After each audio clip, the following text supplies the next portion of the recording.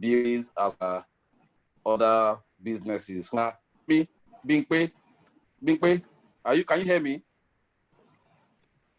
Okay, Akinsende is a banker and a businessman. Alunge Babashola is an entrepreneur. Kolawole Adeluyi is a lecturer. I can't introduce everybody, so if I cannot introduce you, please, maybe you will help me out. Okay. Olalere is an entrepreneur. Rachel Johnson Yinka is a nurse and an entrepreneur. Moradeyo, can you quickly introduce yourself?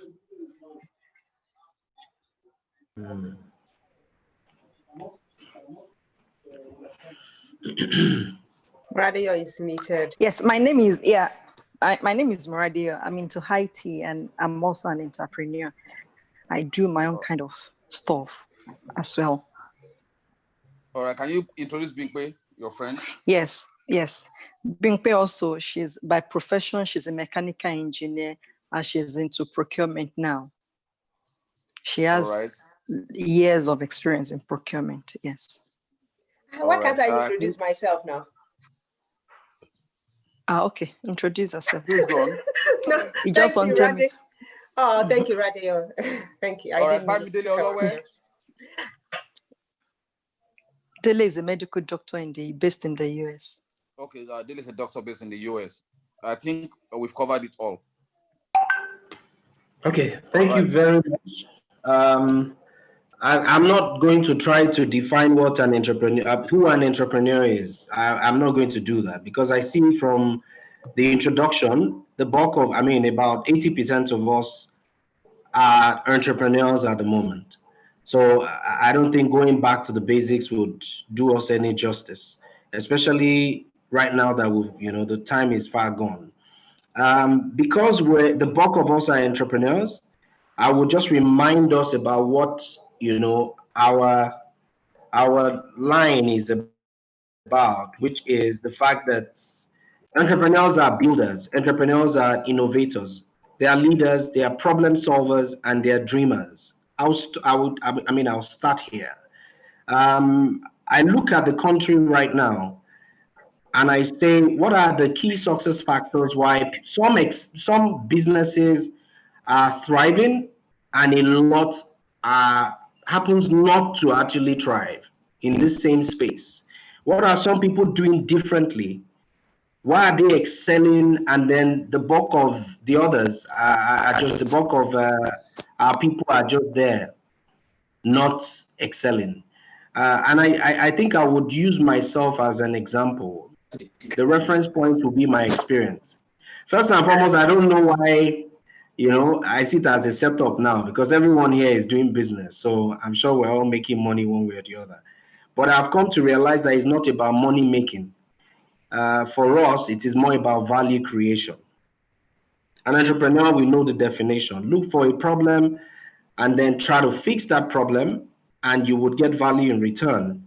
The question now is that what we're doing? Is that what entrepreneurship is in Nigeria at the moment? Maybe not.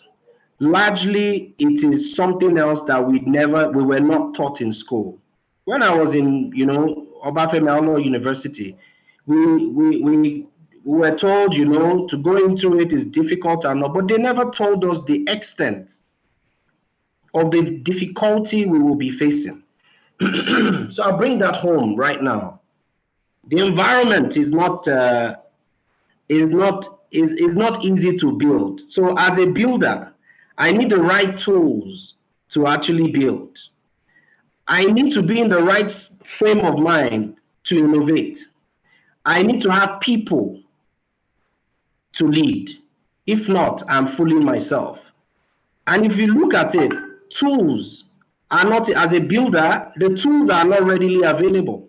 So how do we get those tools in order for me to be an entrepreneur? I'm sure we all know an entrepreneur is that guy that sees a problem one way or the other. He finds a niche or a solution, and then gives it to that particular problem. For him, in return, wealth is created. So it's about value creation. Now, how do I create this value on a consistent basis? such that I started the business 10 years ago. 10 years after, I can say I've recorded 1,000, growth. So as a builder, I don't have tools. As an innovator, the pressure around me and the things pulling me back, there are really too many of it. The hurdles to cross. As a leader, human capital development is one of the major problems in Nigeria right now. When we went to school, some of us that would not stay there, and probably we started our entrepreneurial journey at the time, we'll go back, but you knew that you still had to go read for you to get this done. So the decadence in the system right now is fast affecting businesses beyond what we can discuss here. But I'll touch that at some point. Then being a problem solver, I want to do it well, solve a problem that I've seen, but in the process of solving that problem, even those that I'm solving the problem that I want to give value, create value for, so that their problems are solved, might not appreciate what I am giving to them. Maybe because I've not done my due diligence in understanding what exactly these people want, or these people don't even have a sense of value. Their value system has already been fully eroded. Then you want me to dream. But if I'm not in the right frame of mind, what am I dreaming about? What sort of vision would I have? Because I can't even feed myself. According to Maslow's hierarchy of needs, your physiological needs, which is the very first one, it's about survival. And if you check the country at the moment, that is where the bulk of us, the bulk of our population, not the bulk of us, the bulk of our population are living below poverty line. So the question is, how do I function as an entrepreneur in the face of all this? Yes, I know that in the face of adversity, that's where, you have great opportunities. But really, I want to throw it back on the house before I start, move on to the next. Really, for some of us doing businesses, have we experienced any of this so that I have a feel from the house? Take, for instance, Moradeyo. Are you still here? I'm here. Please, for your business, yes, has it been so smooth? Because no, what sort of business? No. Well, before now, I was into some buying and selling. Trust me, it wasn't all that smooth. And at the moment, the kind of business I do now is I'll say management, and it's been good, but of course you have your ups and downs, so it's not been 100% like Cloud9 all the time now. But we were told, I don't know, for what I read in school, we were told that it's either you are an employee or you are an entrepreneur. If you're an entrepreneur, they tell, you read it in books that, you need to be tenacious. You need to have certain qualities, for those qualities. Yes, you need to be knowledgeable about whatever you want to do. You need to have talent and skill. You need to be, tenacious, persevere, and things will come, through for you. In fact, they told us that we needed to have a bit of experience. With that experience, it's easier for you to go start your own business, and you'll be able to build it faster. Ejema Binu me that I would also come down to the level of speaking Yoruba. Yes, we are Yorubas. It is complete error. And I see that in the face of a lot of people that I've had to speak to, because I have never worked in a structured organization. Like, I don't have a CV. In fact, I don't know where my BSc result, my certificate is, because I've never worked with it. BSc, NYSC, and all, I have never used any of those things. And I would digress a bit, talking about entrepreneurship and the world we live in right now. I'm sure we all can, attest to the fact that this world is a lot different from the way it used to be.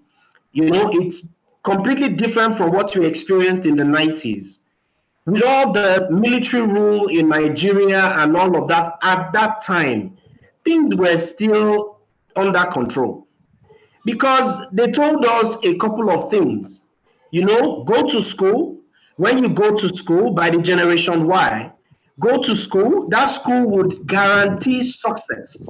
All you needed to do was just career.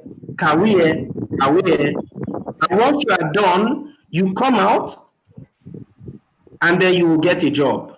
While you are in school, you are not expected to do anything else other than go to, fellowship, come out of the fellowship, go to class, rest, and that triangular lifestyle. But I'm speaking from my perspective and what I've experienced. And what I'm seeing right now, working with millennials and Gen Z, I'll tell you that's why our world is different. That generation has been told a lie.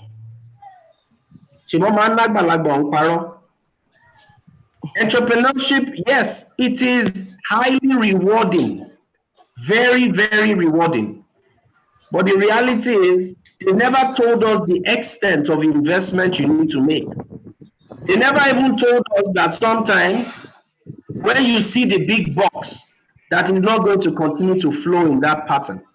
So if I look at all of those qualities and some of the reality and the qualities that I see as an entrepreneur, I still want to find out. You can have all of these that you have here, except the last one, the last two, and still fail as an entrepreneur. I don't know if you agree with me.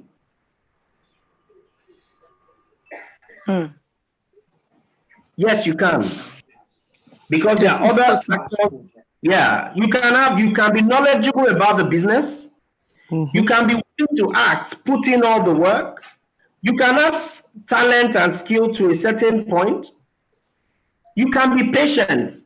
Even that is funny because, there's a thin line between patience and stupidity. Very thin. If care is not taken, you might, be stupid thinking you are patient, and it might never work.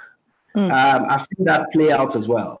You can be tenacious and persevere, and it will still not happen. You can have experience. You can be hardworking, and your luck can be momentary. It might not be on a consistent basis. Because the crux of our discussion, I'm not speaking to baby entrepreneurs. That's my assumption from this cross-section of those that are here. So we're not going to just gloss over things and let me start talking deep. You know the definition from the people in this room. You know the definition of these things.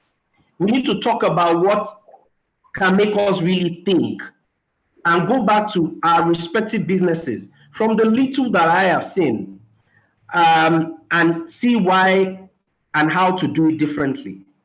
So one key thing that is very important, I would say, is your 5 W's, the 5 W's of an entrepreneur. A lot of us actually don't pay attention to that. Yes, I want to start a business. What sort of business is it? I'm sorry, I don't know if I'm connected. Maybe I should put on my video. I would just like. We are following. We are following. We are following you. We are hearing you. Yes. Okay. Yeah. So let me throw it at Juwon, for instance. You are not in Nigeria, so you might not know. The level of decadence here, but then over there is not like it's that easy.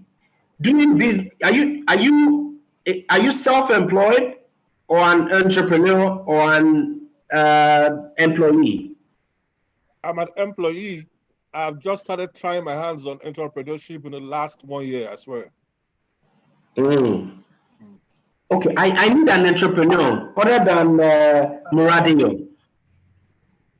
just to share, you know, maybe in 30 seconds, the kind of business you're into and all. A bit, I mean, some specific detail.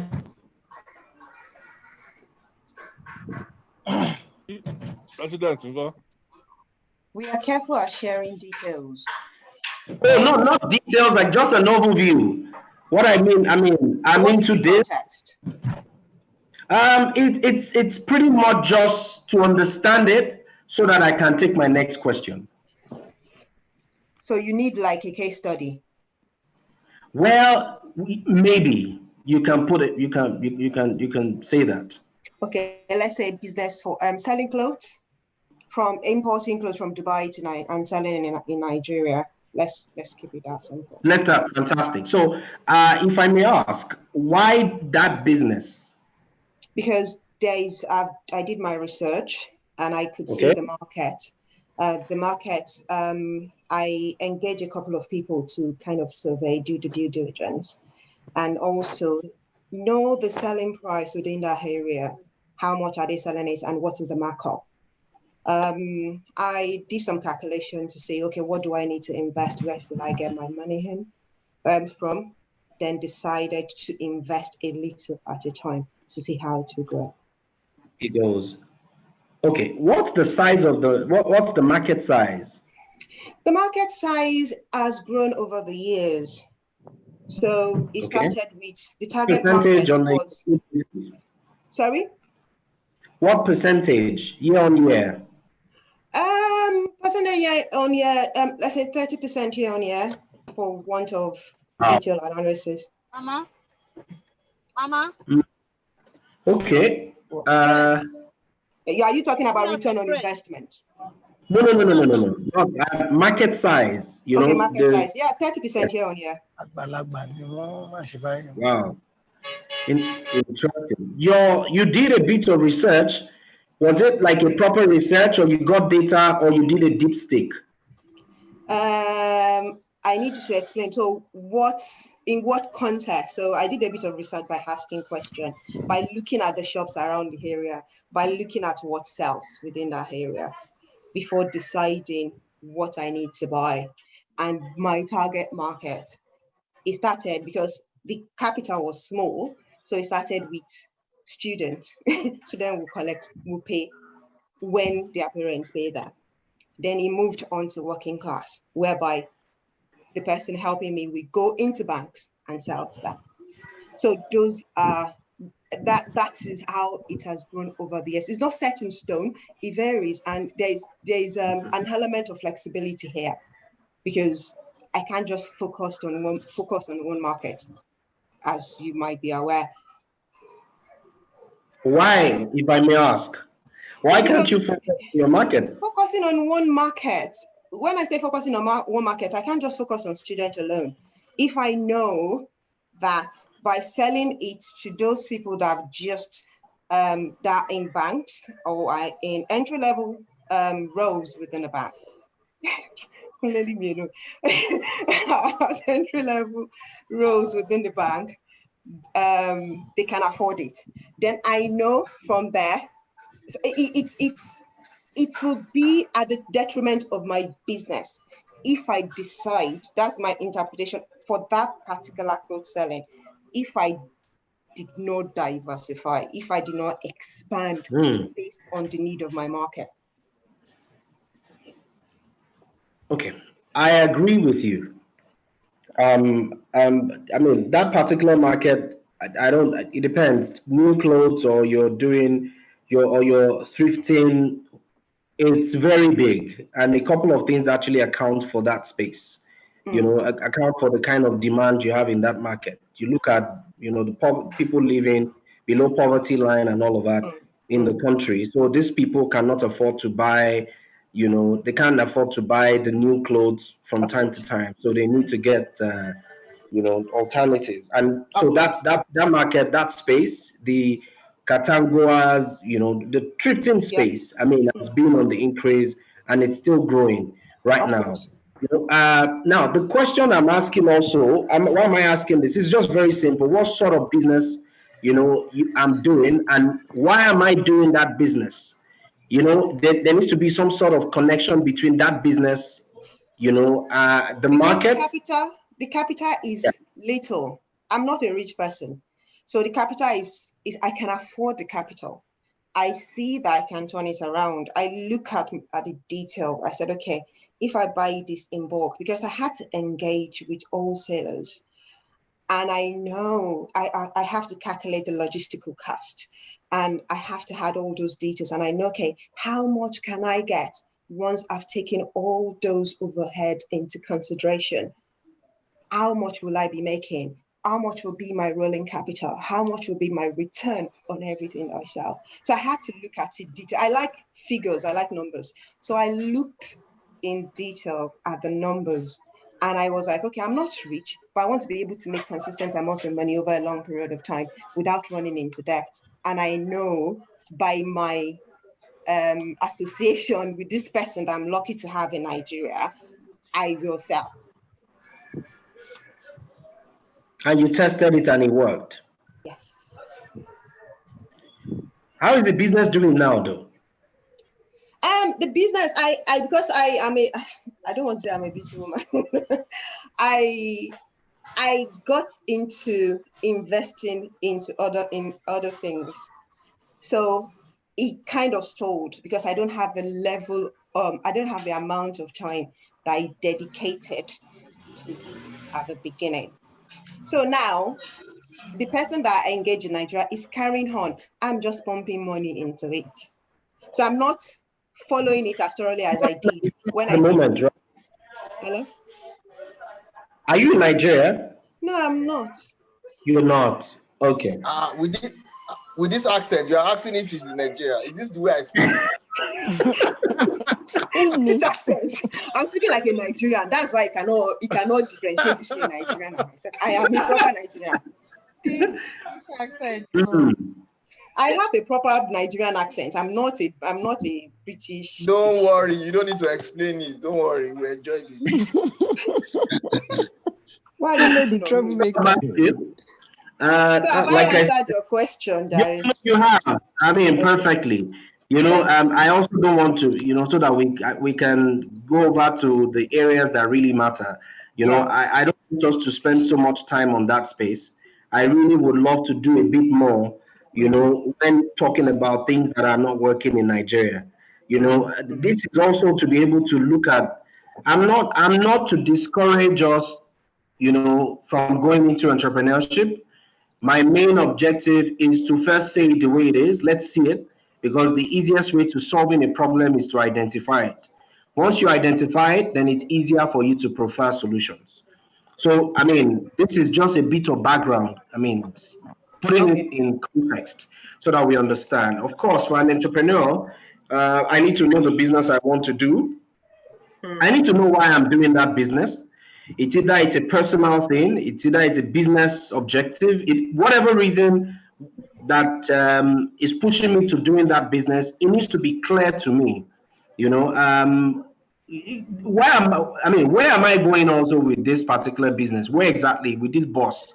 Where is he taking me to? I also want to know, you know, when I'm going to start, because a lot of us are dreamers. You know, as we walk around, we are just dreaming. We never get to do anything. It's either we're talkers or just dreamers. And that will not make you an entrepreneur. You can have the best of ideas.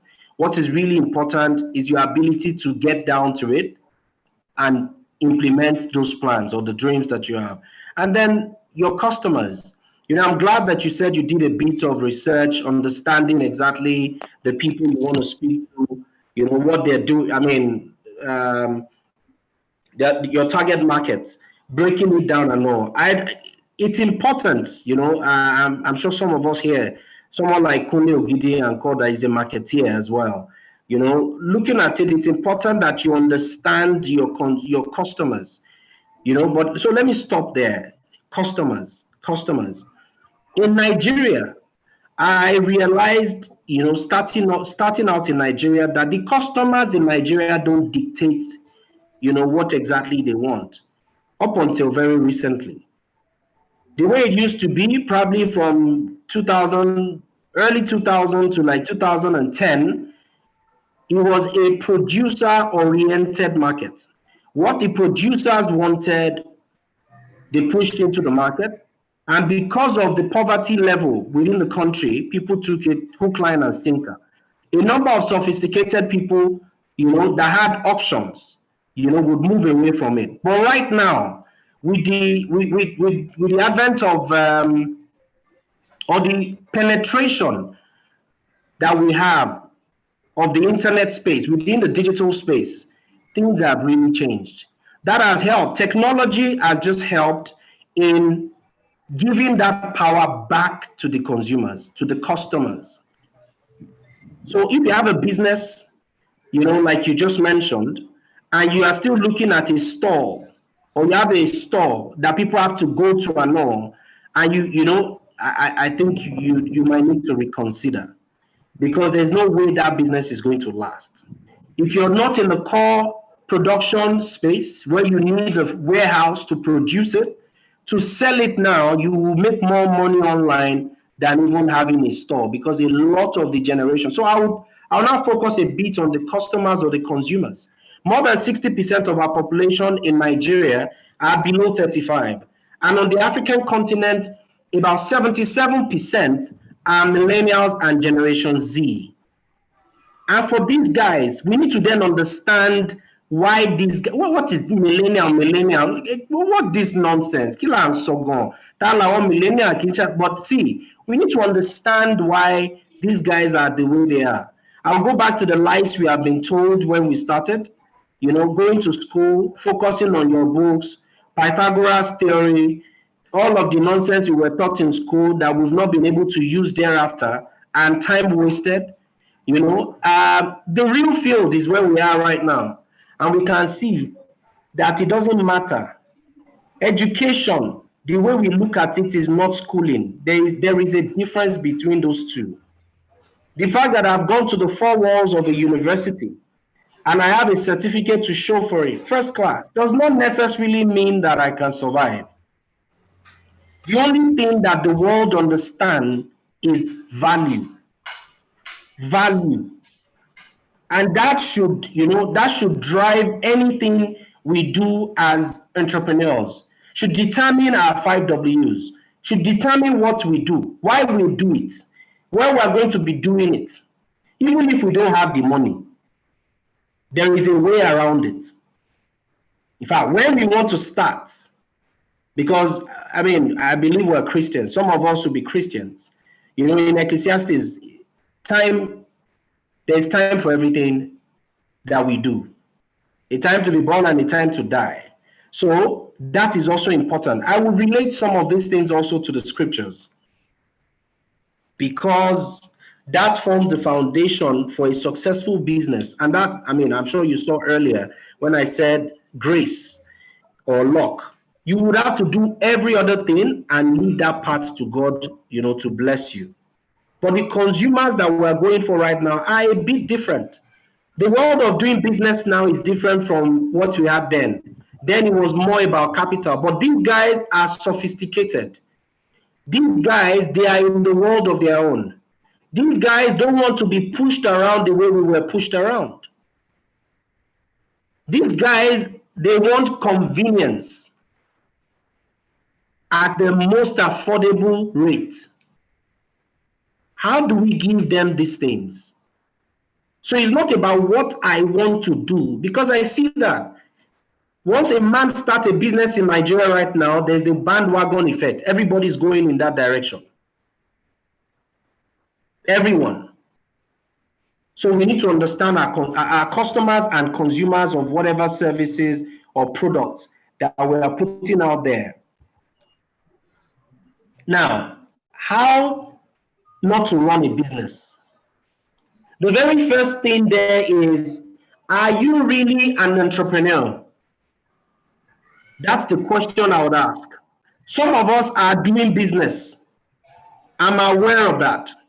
But are you an entrepreneur? You can have all of those qualities. If you don't have the staying power, it will be very difficult.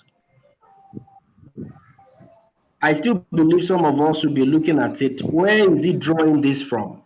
I will get to that part where I can share a bit of my story, and I'll use some, case studies. In fact, at this point, maybe I should start.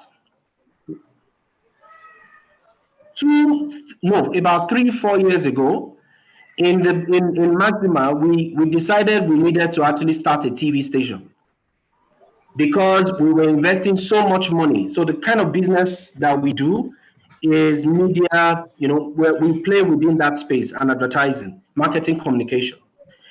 Within the marketing communication space, we had looked at it and said the end goal for whatever you're doing as content will be for you to have a platform.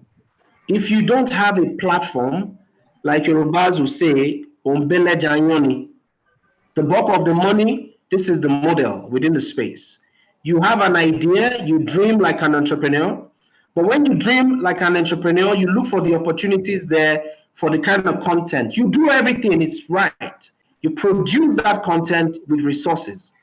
By the time you're done, you need to go and meet the platform owners. You have to go to them to showcase it to the rest of the world. The likes of AIT, TVCs, and co. When you're done, then you go look for advertisers like Kunle Ogidi, and the rest of them to believe that you have the right people, eyeballs, to watch the show so that they can advertise.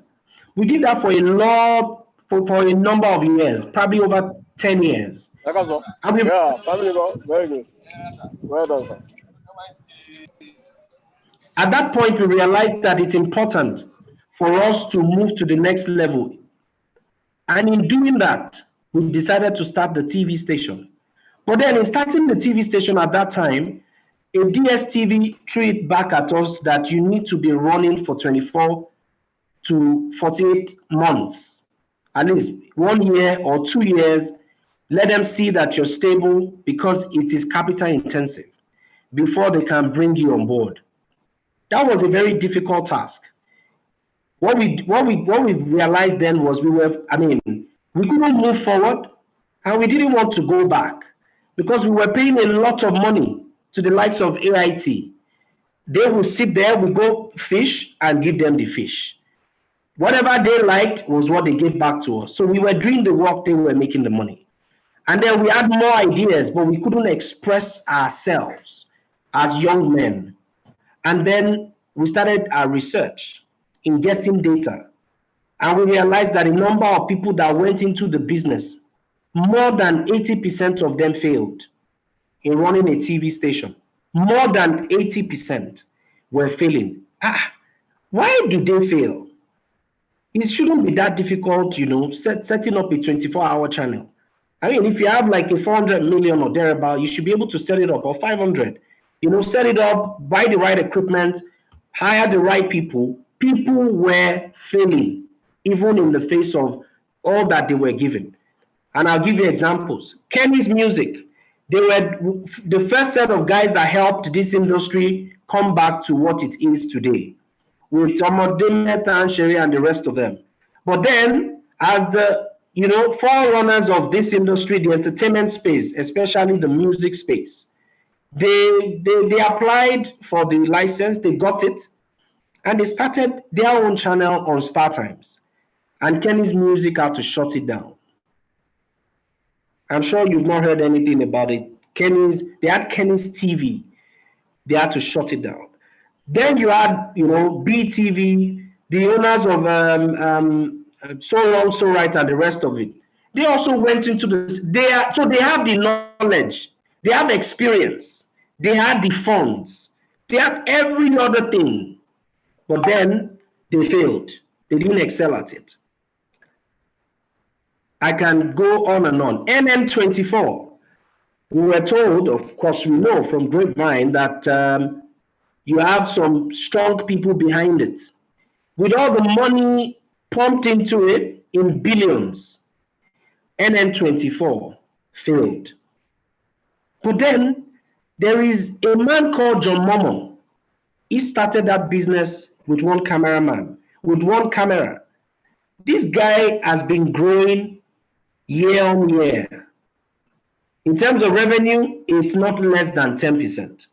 In the face of the adversity or the pandemic in the world, he is still growing. So what exactly is he doing differently?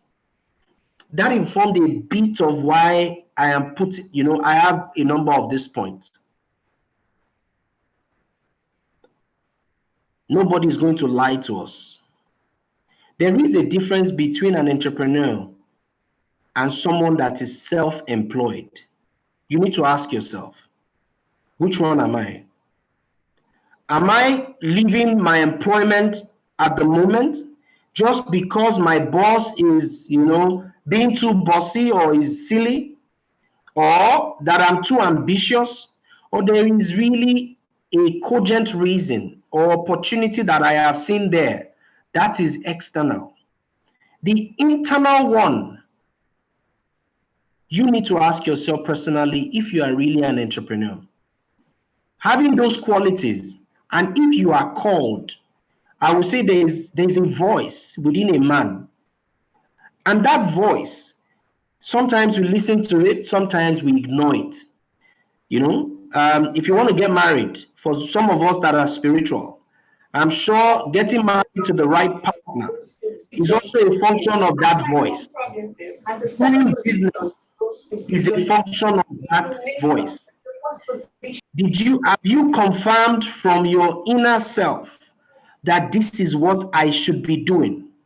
So I'll tell you how so you have to, you need to know, you need to be qualified as an entrepreneur, because it will get to a point where people will tell you you are not good enough. It's not about your grammar. It's not even about what you know at about the time you are starting the business. I would say internally you need a conviction in your heart, because before we left Ife, I got a confirmation in 2003 that I was not going to work for anybody. I shared it with a friend, and the friend told me I was mad at the time, because he felt I was not even half as good as he was at the time in studies. I'm going to act on TV, I'm going to share one or two things, yeah. But the businesses you are doing, you are failing. You are failing at them now, it's not working. So how can you now come and tell me that you are going to go and say, you better start for juicy way so that you can be, so that you have a backup plan. I was sure there was never going to be a backup plan. Never. Because I heard that voice. So what qualifies you as an entrepreneur is not what we have read in the books. It is that voice. It could be the devil telling you, and it could be God. You know best. But that voice is very important. Secondly, why do you start that business? Are you starting it for the right reasons, or you're starting it for the wrong reasons? What I have learned over the years is that starting a business because I want to make money, sir, is not enough. Because there is a time you will get tired. You will burn out. You will burn out on all levels. Spiritually, you will not even want to pray. You don't even want to go to church. Because when it starts to attack you, unfortunately, you will not see some things coming. When I got the confirmation to go ahead, at the time, a lot of people, there was no dearth of talents in Nigeria. But right now, it is worse.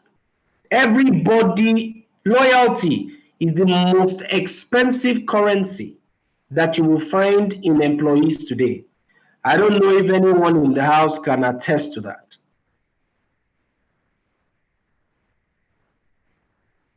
Hello? Hello? Okay, I think communication also. Yes, yeah. You want us to be responding? Oh, yeah, please, I don't think it's just good. I don't want it to be a one-way thing. I think it's more of a conversation. Let me facilitate this. With that, I can share some experiences in the different, line of businesses that we run. Do you think this generation is more loyal than the previous generation? No, they are not loyal. No, they are not loyal at all. They are not loyal. Absolutely not. And they are not hardworking. Oh, I wouldn't Jesus. say that. They are not hardworking, Joan. No, the people that I've engaged with, I'm talking from the experience of engaging with somebody in Nigeria that belongs to this generation. And They are not loyal. I will say they want quick way out. Yes, no, that's just the fact. that's why they are not loyal now. They just, all of them, they want to be billionaires and millionaires without lifting a finger. But why is that, please, if I may ask? Possibly the remuneration is not attractive enough, or they don't have belief in your business. Even if the remuneration is attractive, I think the society, our environment is Thank you.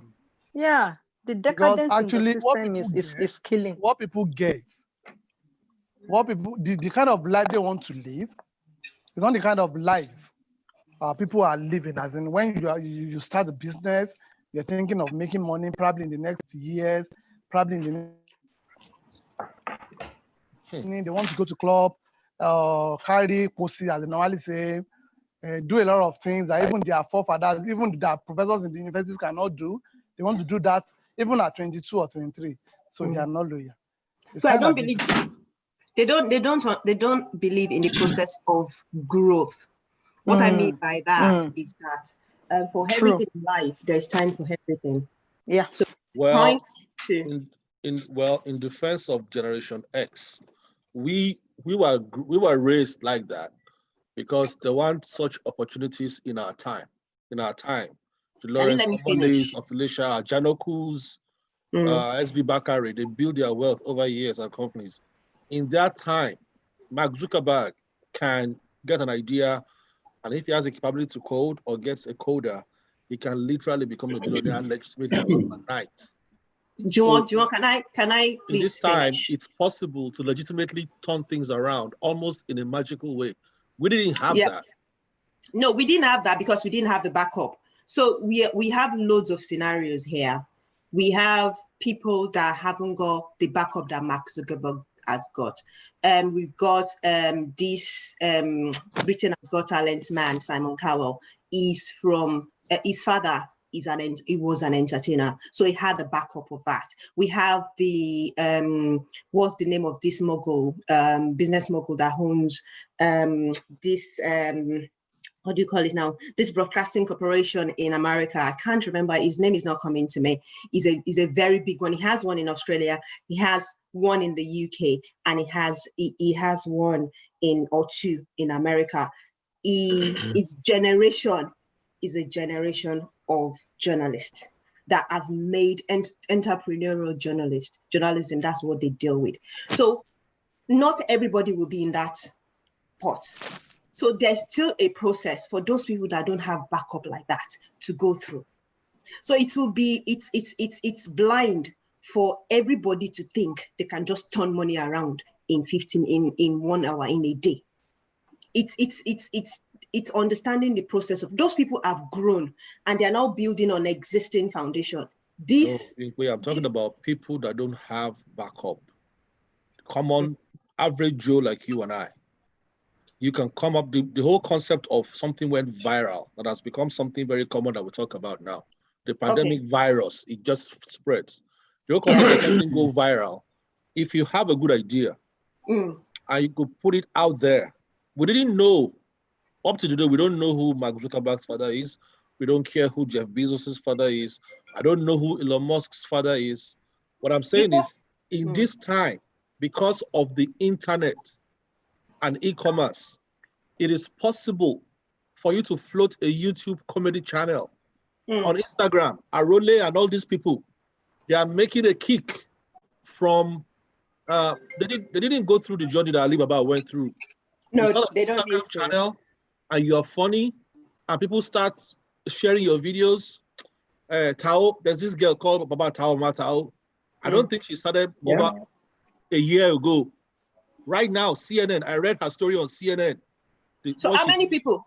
How many people are in the world? We are talking about business, Juwon. Yeah. How many people are in the world? That's business. How many people are in the world? How many people are in that category? What percentage of the population? We're not turning this into argument. Let's leave Mr. Gunnar to do. Sorry about that. But my point was he said he wanted the possibilities that we didn't see in our time that really didn't exist. That process, that like you have to go through the process. Today, no, you can skip the process. The millennial has legitimate reason to believe he can make it. Juwon, you are mixing things up. Okay. If you open a car wash, you employ people there. They watch like 20 cars in a day. When you get there, they tell you they watch 2 cars. So how do we cope with that? That didn't start with millennial. That didn't start with millennial. That started with us. Dishonesty in our culture. We cannot blame that on millennials. But their own is worse anyway. Let's hand over back to Mr. Mark Zuckerberg had something to work with. Before Mark Zuckerberg, there was this i5. I was on i5 that back in the days. It was like Facebook. There is something that hi5 did not do that Facebook did. Mark Zuckerberg was in the university. He had something to work with. His process of going through those stages might be quicker, but you cannot tell me that he did not go through those stages. That's my point. It's quicker now. The opportunities are it's a different world now. That's my point. Okay, so you have of the internet. Why? I mean, let's just take a wild guess. Why did Mark Zuckerberg set up Facebook? He set it up to serve as a social platform for his university, for people to just within Harvard University. I think that was the original reason for it became a business. But he was not the first to do this. No. He wasn't the first. I mean, at the time, we could chat on Yahoo Messenger. And there was i5. There were a number of social media, platforms on the internet and at the time. So really, what exactly made Mark's Facebook different from the rest? Please, can you help me? I think the Hi5 and Yahoo Messenger, they focused on chat. They were like chat platforms. Then Facebook came up with profile. I mean, it was like I think it was setting it up for boys to be able to toast girls, something like that. You could see Hi5 had profiles too. Now I was on Hi5. Hi5 had photos. If I do, the experience wasn't great. It was clunky. It was clunky. Exactly. The user experience was not great. It wasn't as robust Facebook as came with Facebook. a very good user experience off the bat, at least at that time. Hi5 was very clunky. He was using all these emoticons and emoticons, and also Mark Zuckerberg did put a layer of creativity along with what he did because of the people he met. He met some of these guys who had Napster and all of that. Exactly. So they helped him put a beautiful face to it. It's fantastic. And that was back in 2000 and I don't know. I'm sorry to drag it. Look at Zoom. We are using Zoom now. Cisco WebEx started 7 years before Zoom, and Skype, Microsoft Skype started before Cisco WebEx started. But look, Zoom has overtaken everybody because once you are able to get that user experience part right, you can do the same thing that already exists, and it will take a completely different trajectory in terms of uptick. So today, my contentions are, Mr. Ogudoro, is that today, the average millennial faces a completely different world than we faced. We had to go to, in our day, you had to go to university, engineering, law, or medicine, or accounting, or whatever. You don't even need that now. There was a millennial in my house a couple weeks ago. His entire dream was to be able to become he set up a YouTube channel to review sports. I wanted to grow it that big. And we were clashing until, because I was trying to make him take a certification and all of that. But he had his reasons why he was doing that. And he showed me people of his age group. In fact, there's a Yoruba boy in the UK. I think they call him Deji. Yeah. Yeah, exactly. Who is making a kill? And they showed me many, many others. We didn't have that, but they do, and it affects the way they think. That's all I'm saying.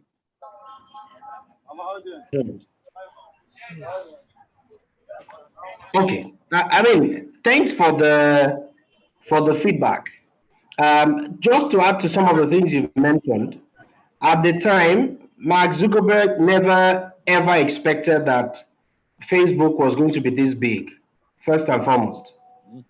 He never expected I was going to take on the world like this. Yes, smart young man in Harvard at the time, with loads of dreams, and he got an insight, because the key thing there is the insight.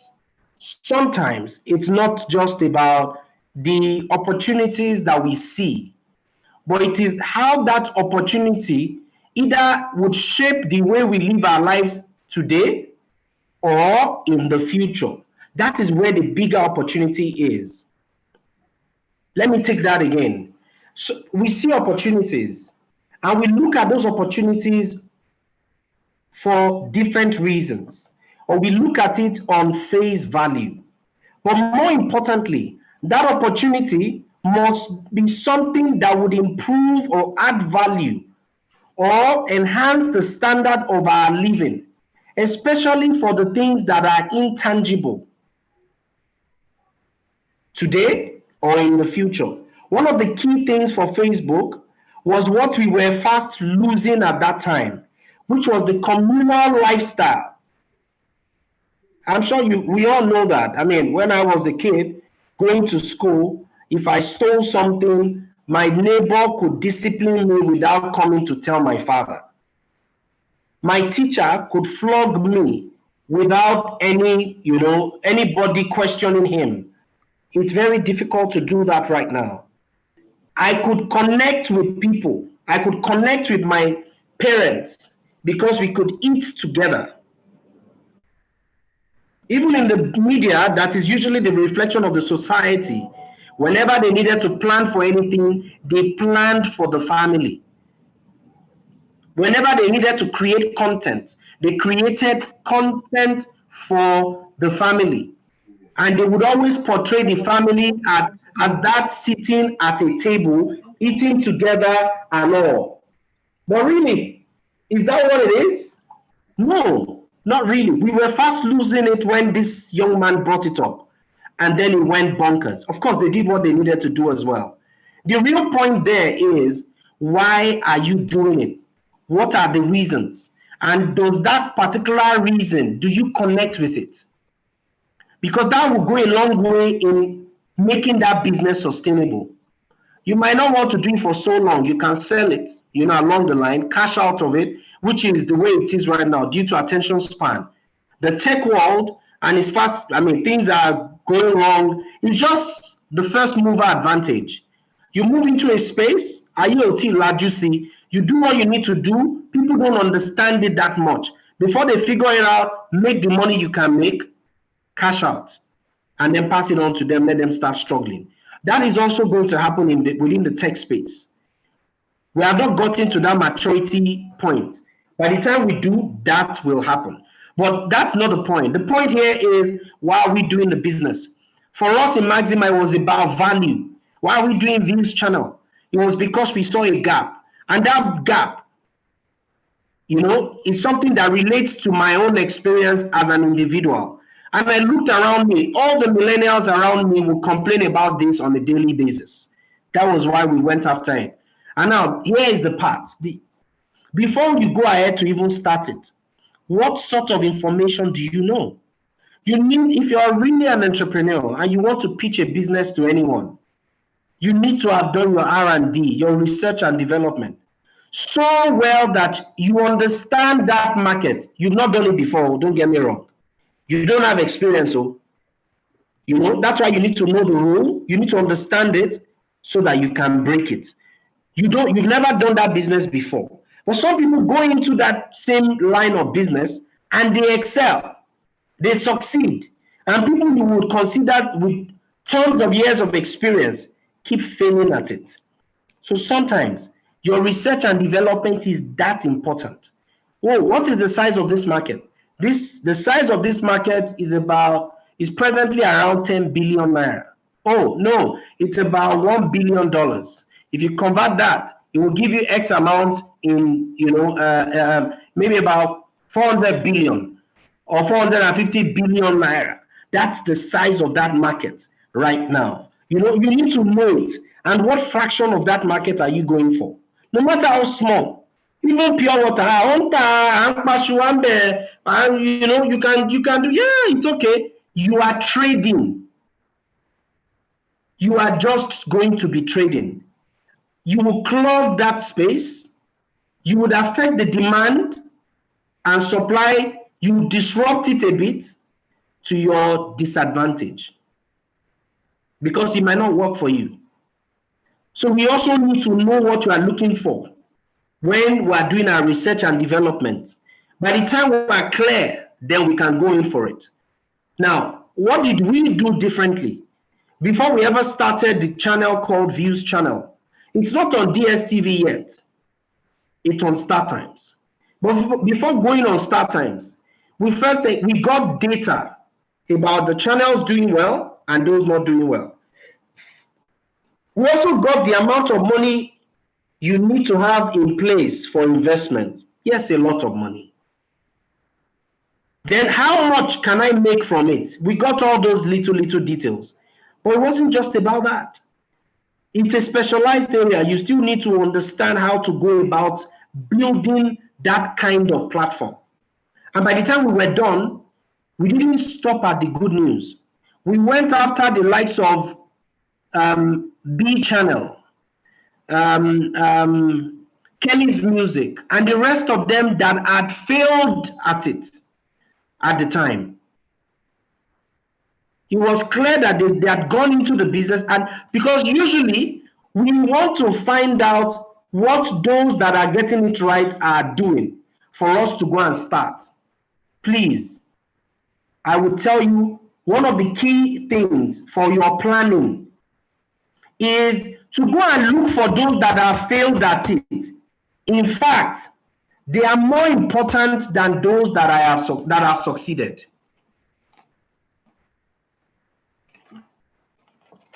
May I just ask why you think they are more important? Please, can anyone help us put that in perspective? You're learning from their mistakes. In that it's you have the opportunity to see what they've done wrong, reflect on those things, and develop a process that will ensure that you don't fail. So you put mitigating elements in place so that you don't repeat the same mistakes. So it might be infrastructure issue, it might be communication issue, it might be the way they engage with their customers, it might be all sorts of things. It's important to understand, for example, Jumia, why is Jumia not making money? What are they currently doing? They are reporting loss year on year, losses year on year. Look at their financial account, talk to people in there, see what is their overhead? Why are they spending money on capital? Why is the operational cost this much? It's wise, like my grandmother would say, to do that. Learn. It's something that I've learned from my grandmother, and it's something that I owe to if I want to go into any venture while doing my research. That's from personal experience. That's why I think it's important to look at those that are failing. Let me just piggy off of that also.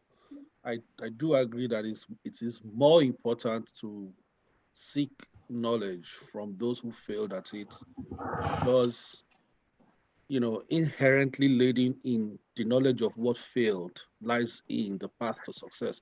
I think if you're looking for the path to success on its own, you might miss out on those mistakes. But if you're looking at those mistakes and you're looking to avoid them, you are then actually laying the path, the highway for success. That's what I think.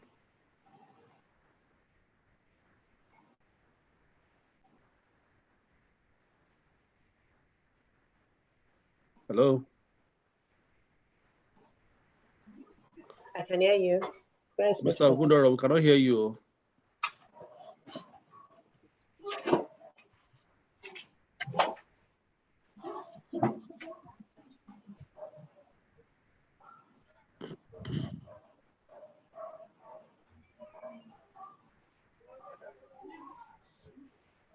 I think we lost Mr. Ogundoro.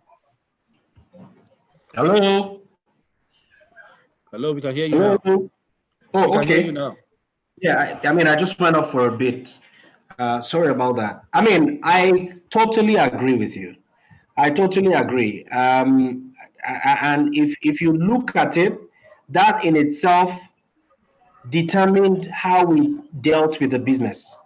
There are some businesses that you need to start small and grow, organically.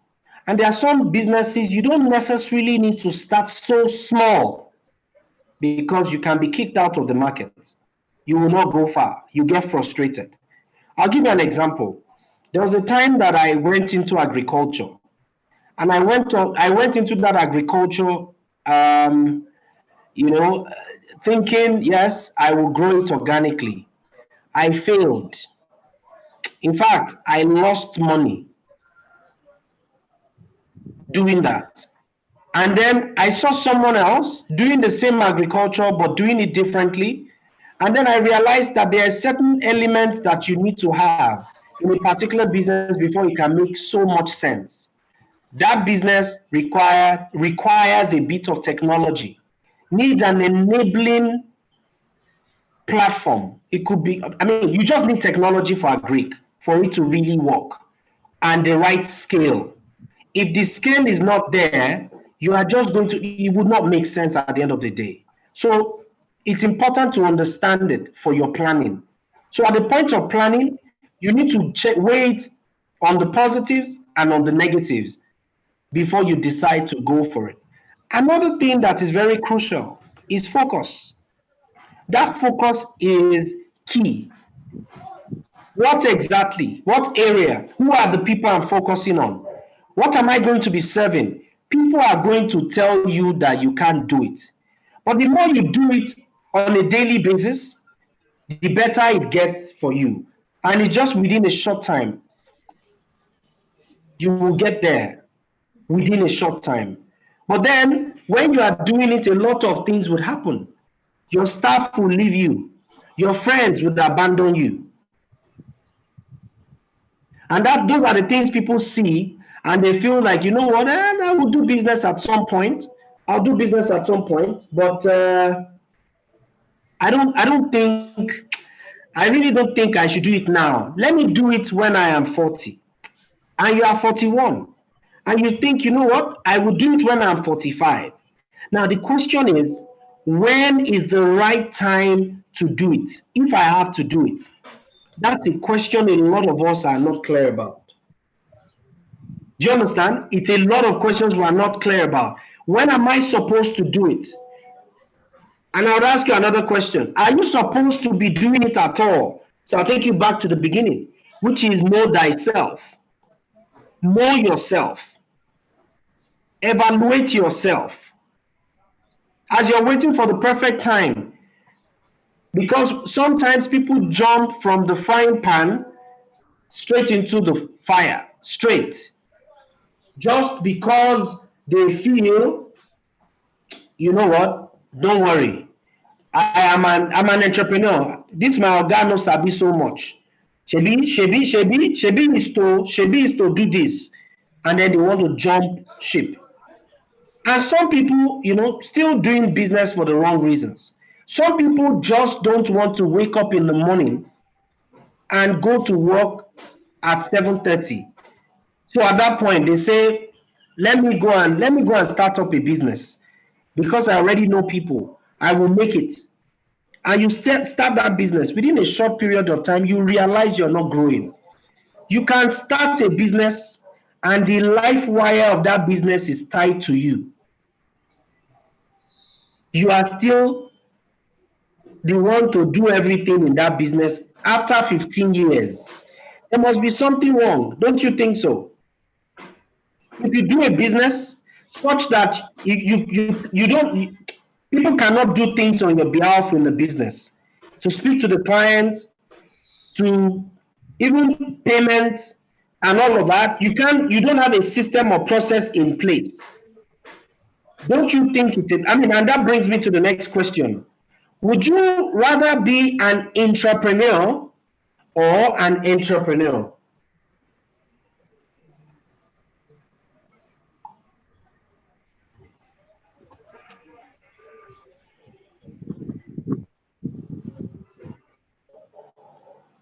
Would you rather be an entrepreneur or an entrepreneur?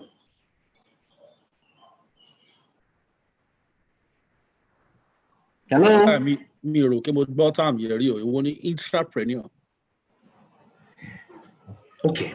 So, intrapreneur. Intrapreneur is an entrepreneur that is working within an organization.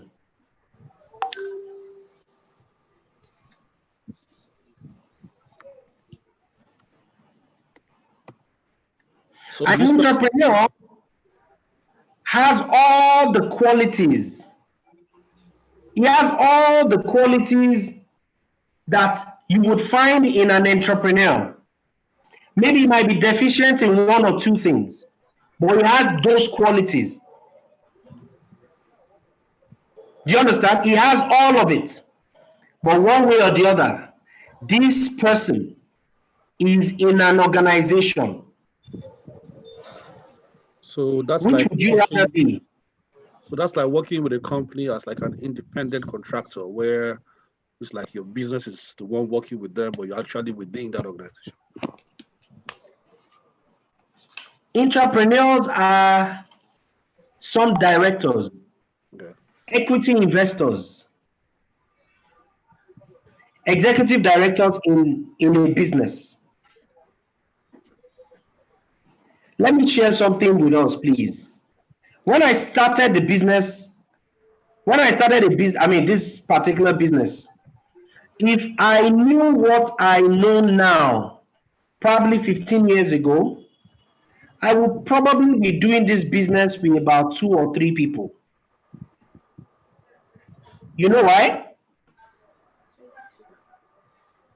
Why? No, I mean, can you guess? I don't know. I have no idea. Anybody? The business has grown so much. 2 else are better than 1. Fantastic. And you're spreading your risk. Fantastic. And more importantly, so I'll tell you, it's a great experience. I am very grateful to God for how far God has brought us. You know, in fact, we have gotten to a point where, you know, investors are pretty much now saying, we want to have this, we want to bring this to the table.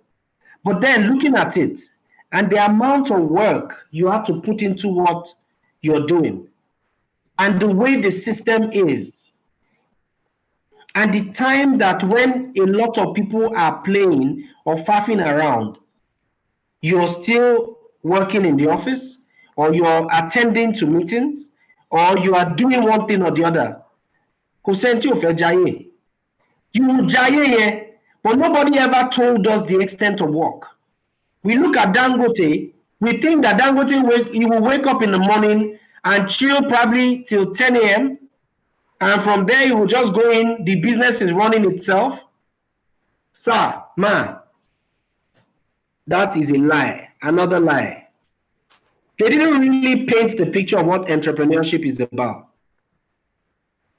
Because there's a difference between an intrapreneur. An intrapreneur is your partner.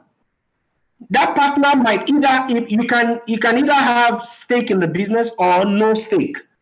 But that person can hold that business as firmly as you do. He has ideas. He can push it, because every business usually cannot survive without that. The day you realize that there's just that person that cannot be with you by your side. Sometimes it's not your wife, it's a staff. Sometimes it's a driver. Sometimes it's your messenger that can be with you for 5 years, 10 years, 15 years. Then there's something wrong with you. Regardless of the staff turnover, there must be something wrong. And like you said, who is an entrepreneur? An entrepreneur is that person by your side within the organization. The goal, what gives them that push or the drive is the same vision that you have shared with them. That vision is so intoxicating to them just as it is to you, that money doesn't matter anymore. Beyond loyalty, these people are ready to go, they are ready to die for you, ready to die for the vision. Even when you are not delivering, they still believe in you. You need those people. But I see why a number of us get out of organizations. We know we don't have what it takes, yet we want to go and run a business. We know we don't have it. Having money to do a business is not enough. It doesn't make you an entrepreneur. So, if I'm understanding, that means we need to have people too. You must have people. Loyal people. Yes, you must. And more often than not, you have to build them. You have to build them. The people that will be loyal to you are the people that you pick from nothing, not the people you meet on the way. Well, let me share a bit of my personal experience. Please go ahead. Someone might be loyal for years, and the next thing they change their mind or they might change. In one instance, I continued sharing my vision with somebody. We started this program together. In fact, the wives joined. It was really wonderful. So after a while, visions started changing. Okay, oh, you want to do this for the vulnerable people? No, I want to focus on military women. No, I want to do this aspect alone. Then everybody branched. So that just disintegrates everything because vision change overnight. So sometimes it's not disloyal. Sometimes it might be, okay, now I'm not sharing this vision anymore. I reach a wall. I want to deviate and do this on my own. I've seen such cases happen. In fact, personal experience. So She does. Yeah, please go on. So what is your take on this? You know, what do you think happened then? Does that mean the breakdown occurred because of the person who shared the vision, or the people who bought into the vision initially? One thing we also need to understand is the fact that that you run a business or you have a vision. Before I start to talk about running a business, because there are two different things. That you have a business, that you have a vision. That vision is what will possibly make you, an entrepreneur that will drive you. Even when you're tired the previous day, you wake up the following morning, you get out of bed and you're on the grind again. So that vision is the very first thing you need to have. Very, very first thing. And that was why we talked about why you're an entrepreneur in the first place. Now, when these people meet with you, let me paint the picture. You guys are getting into the same ship. That is why it is called a relationship. Now, when you get into that relationship, you as the founder and the proponent of that ideology must transfer those ideas from your head into them and help them make it a lifestyle. Help them see it just like you see it. That's why one of the key things for a visionary is to share the vision. Of course, there are downsides to that. That's not our focus today. But then you need to help them see it. Now, out of 100 people, maybe only 2 or 3 will see it genuinely. The rest are going. Don't forget, we started by acknowledging the fact that these people will make you look like, hey, please, I'm here with you, but they are truly not. You need to also prepare your mind for that. But there are some, and that's why I'm telling you the main factor. Those that you met when they were nothing at their lowest point, and you can see that are sincere. If you build out of those people maybe 100, you might get 10 out of them. Sorry, Sharing the vision, I hate to yeah. be pessimistic. This doesn't pan out all the time. I've Oh, actually sent people to build their training, their skills, and at the end of the day, got stabbed in the back. You know, so that has happened before. When you pick someone from nothing, you pour a lot into them, they bought into it genuinely in the start. Then the next thing, oh, I'm getting good at this. Then I work on Baon, and the next thing they jump ship. This has happened also. So, and I agree with you. But okay. I will tell you also that as an entrepreneur, you need to be a spirit being. You know, and now I need to bring this into it. You know, you need to be a spirit being. I started by saying that there is a voice. That voice is the thing that should tell you to go and do business or be an entrepreneur. Because you can do business and you are just doing business, you are just self-employed. You don't necessarily need the fact that you are doing business doesn't make you an entrepreneur. That's another lie that I see around. Mm-hmm. Oh, I'm selling something. I'm not entrepreneur, CEO, MD. That is the problem. It is the problem. Not a lot of people. The fact that they wake up and they go to the place does not make them entrepreneurs. No. And you see, leadership. You even Jesus Christ, our Savior, he had Judas in his team now. With all the skills, all knowing and all of that, he had Judas in his team. So if Jesus could have Judas in his own team, at least one person, and then his own people denied him at the most crucial time, be ready that 95%, in fact 97% of the people around you are just there to backstab you. Be ready for that. But don't deceive yourself. Like you just explained now, some people you put everything, sensitivity. You need to be a spirit being. If we're Christians, let's talk about this for real. You know, you need to be a spirit being, you need to be sensitive, emotional intelligence. You are speaking to some people, they are not listening to you. So beyond just being an entrepreneur and your business is the only thing that matters to you, you need to pay attention to your sheep as well, the people under you, the people working with you. Those that lie, you need to know them. Those that are straightforward, you need to know them. So it's not just the business. You start to be an entrepreneur. You start to be a full-blown entrepreneur when you also start to build people along with the business you're building. Hello, Mr. Femi. Yes, sir. Yeah, sorry, my name is Ake. I think I just want to chip in something because I understand Yinkan's angle to the loyalty thing. Like you bring people from nothing and then you build them, and then probably maybe they have one or two skills that are very, very critical to the success of the business. But I think in getting loyalty as well, it's always good to balance reward.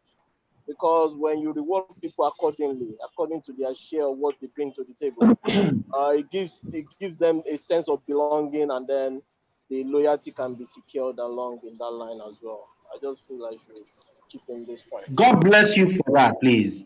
The reality is we are very selfish people, either as self-employed or we are entrepreneurs, sometimes even as entrepreneurs.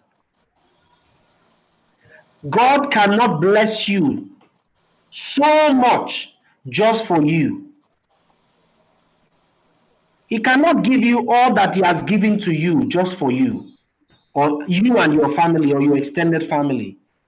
It means we don't understand the concept of the person, our creator. The greatness of a man is not measured by what he carries, but by the value of the people around him. Some of us are driving big cars, and the staff that are doing the work are jumping buses, and they've been with you for 2 years. Just like you have dreams and aspirations, they have the same. They do. So it's important that you are willing to serve. Leadership is really about service. I think if we practice it, it will work. I'm not telling you stories. What you have in some of these slides are the things that we were told. But is that what it is really? I will tell you no. I first failed for 8 years before I started getting it right. And in getting it right, I've realized that really, it's not about me. It's about the lives that I touch. So if it is about the lives that I touch, the things that will drive me on a daily basis will be greater than the things that is driving the rest of the people. The things that will motivate me are things that will mean nothing to the rest of the people. And with that, they are bound to fail faster. And I'm bound to have a more concretized staying power in that business. So a self-employed person, and that's why some of them also it's a rat race. Some of them make that mistake. They look at it, oh yeah, let me go ahead, very quickly, and let me go and set up my own business. And then they go ahead and set up their businesses, and they also fail, and they keep failing, and they go back into the pool. That is the cycle. I don't think we all need to fall into that. Go on, please. So Femi, I just want to say that some people, they have the mindset that, okay, well, you are leading, I just want to do this. It doesn't matter how well you treat them. You may be driving Toyota and you buy them Mercedes, it's just not enough. I agree. You bring them from nothing. From experience, I'm saying this. And they share that vision with you, and they're very okay in the beginning. Then they start having other ideas that you don't know.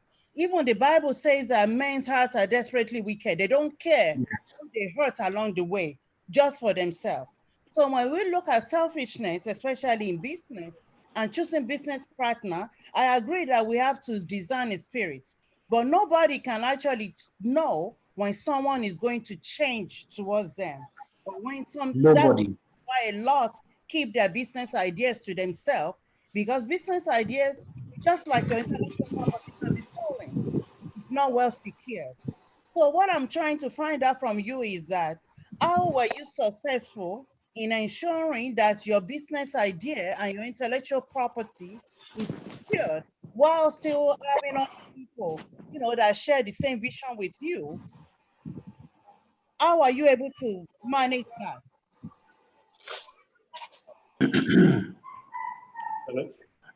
God's wisdom.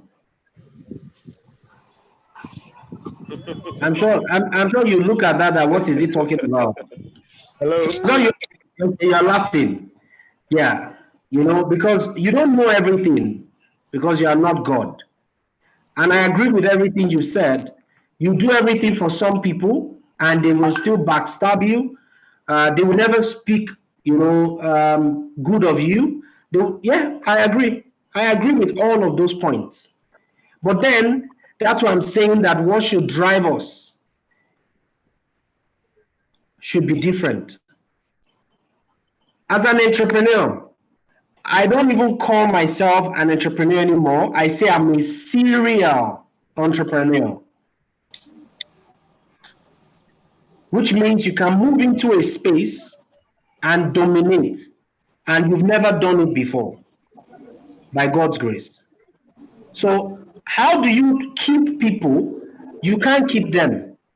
It is increasingly difficult to keep them because loyalty, like you said, is non-existent. So how do you do it that it doesn't break you? If the thing that drives us and the commitment we have made is not solely about ourselves, those things will not hurt us that much. So I'll share an experience with you. I could remember a number of guys joined the business years ago. And when they did, these guys were taught everything they know today within the media space. In fact, some of them are either working with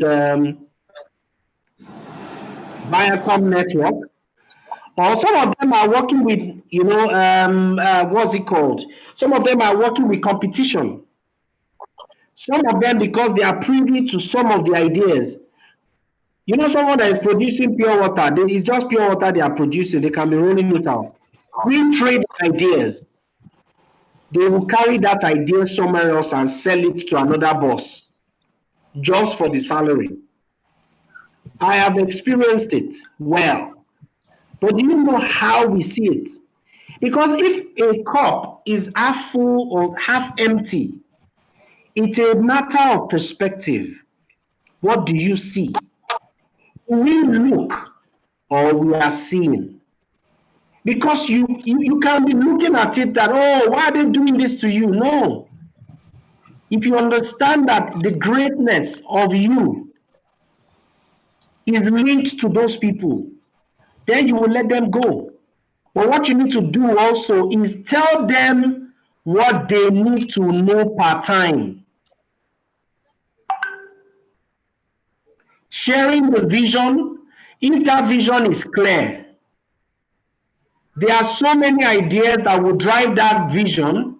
They need you to bring it at every point or transitioning period. That is why, àwọn àgbà ní nǹkan tá a fi jọmọdé lọ, a kì í file lọ́wọ́. No, a tiẹ̀ ní file lọ́wọ́. You can't give it to them. So you need to hold on to it. When it matters the most, then you release it as you go. Because we have shared such vision. I'll give you an example. There is a channel. I'm not saying they took what we're doing in Maxima to that channel. We are building organically, but that person ran into some business, some government people, and they were looking for ideas. And our own employees had crossed over to that particular place. And I want to believe our own employees must have suggested those ideas. That channel, because of those connections that the government people have, is on DSTV before us. We are still on StarTimes. So let me just ask, why can't, in this kind of instance, before you deliver this intellectual idea that is this valuable, isn't it practical? Isn't it better to make people sign non-complete clauses? An NDA. Say, you know what, we are going to let you into this level of our business information, but you're going to have to sign something that the next 10 years you are now going to work with or float an organization that competes with us. Yeah, that's what we call it. That's non-disclosure agreement. That's Iloyibo. This is not Iloyibo. Oh, non-compete, non-disclosure at all. But non-disclosure and non-compete. Non-disclosure is quite different from non-compete. Non-compete, yes. That should be enforceable by law in Nigeria. Is non-compete enforceable? Oh, okay, I didn't know. It is enforceable. Yes, but it's also a function of the phase your business is at that particular time. Exactly. That's what it's a function of that. You cannot hire someone, your business is doing a turnover of 100 million, and your competition are already turning over 1 billion, and you want to hire the people on their own level. You are going to be out of that business in no time. Yeah. Yes. It's another reason why businesses fail. You have to stay on your lane. Mr. Ogundoro, so it's good to be selfless, but not stupid. No, oh, God bless you. Thank you. God bless you. It is good to serve people, but don't be stupid. If Jesus Christ didn't have an ulterior motive or a bigger purpose, he wouldn't have allowed the things that happened, even though he saw them ahead of time. But he knew where and how those things were going to play out. And that was why he could smile. Just the way Yorubas will say, "Tọ́mọdé bá ń gégi nígbó, àgbà ló mọbi tó ń wó sí." So if you have the Spirit of God, I will say that again. I'm not a pastor, don't get me wrong. You know, but I have come to realize that no matter how sinful you are, to run a successful business in Nigeria, in Africa, because we have had to do business in Ghana, Maxima in Ghana, and we were successful as well. We have had to do things in Kenya, and it was not a bad deal. To do business in Africa, you need to have the Spirit of God. Because that wisdom, you can find favor. But the only thing that would keep you in the long run to continue to do that business profitably and with the ability to even divest to other things at the right time is if you have that voice. I don't know what that voice is to you guys, but that voice is what has helped me till this moment. People will fail you, yes. You are going to work late, yes. In fact, you can give your staff money to go and build, yes. You might not be living in your house yet at the time, yes. All of those things can happen. But we need wisdom and spirit to guide you, because I think that is what sets the extraordinary entrepreneurs apart from the rest. Oyinbos will call it intuition. In the Bible, it's called the Spirit of God. And I think it's very important, extremely important. Do not rush into partnership. Before I just share, very quickly, maybe in another 5 minutes, I will round off. I don't think you should rush into partnerships, in doing businesses. Oh, Remy is my sister, is my brother. Businesses fail easily. I did that for about 5 years and I kept failing at it. I was good. So Nigerians, we can get easily envious of each other because the heart of man is desperately wicked. Bible didn't say it is wicked. The scriptures say it is desperately wicked. It means that you also need wisdom to deal even with your family. Don't rush into any form of partnership. Do not even try to do that if you don't need it. Don't. And it's also important that you start small. They say it all the time. But in starting small, you need to know that business, that is what you need for that business. And once you start, you need to dream big and continue to work towards it.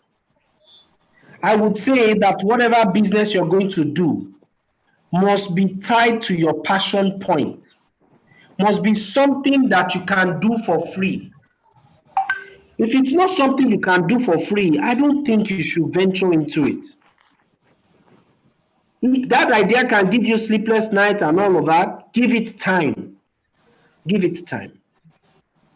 But when you start it, ensure that you are accountable to the time that you spend there. Honesty is very important also. We've talked about that. Equity and fairness and how you deal with people. Emma Jamu kan tí ò ṣe titi tiwa more business wa in any way. Those things also have some effects. In my industry, there was a time Sound City wouldn't pay salaries for 7 months, 6 months. But Sound City was pumping the money into their own business, expanding the business, but you were depriving of those doing the work their pay.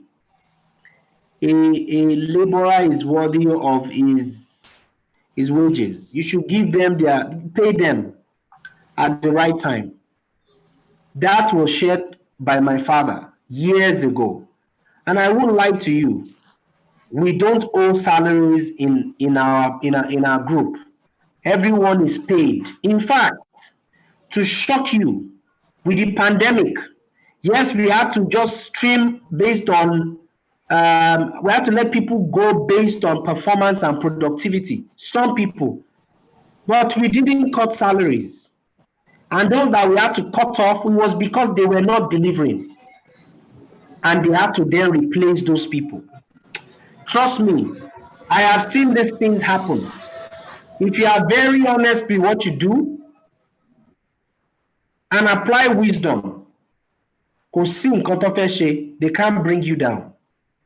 And where people are, where there is casting down, truly they will be lifting up for you. Where people go into, they will be failing. You will get there. Okay, talagbara gun tí ò lè gùn. Tó ní ẹlẹ́, you will just leap and it will look like you've not done anything. Do not forget to leverage. Leveraging on what you have. What you have, and I'll use this story. In the Bible, yes, Moses didn't want to go to Pharaoh, and all of that, and God kept telling him to go. Go there and tell them to leave. Eventually, when they left, and they got to the Red Sea, the miracle at that Red Sea is what Moses never expected. When God asked him, what is that in your hand? He said, it is just a rod. That is our position as human beings. Before we get something, we are all over it. We are excited. The moment we get it, we take it for granted.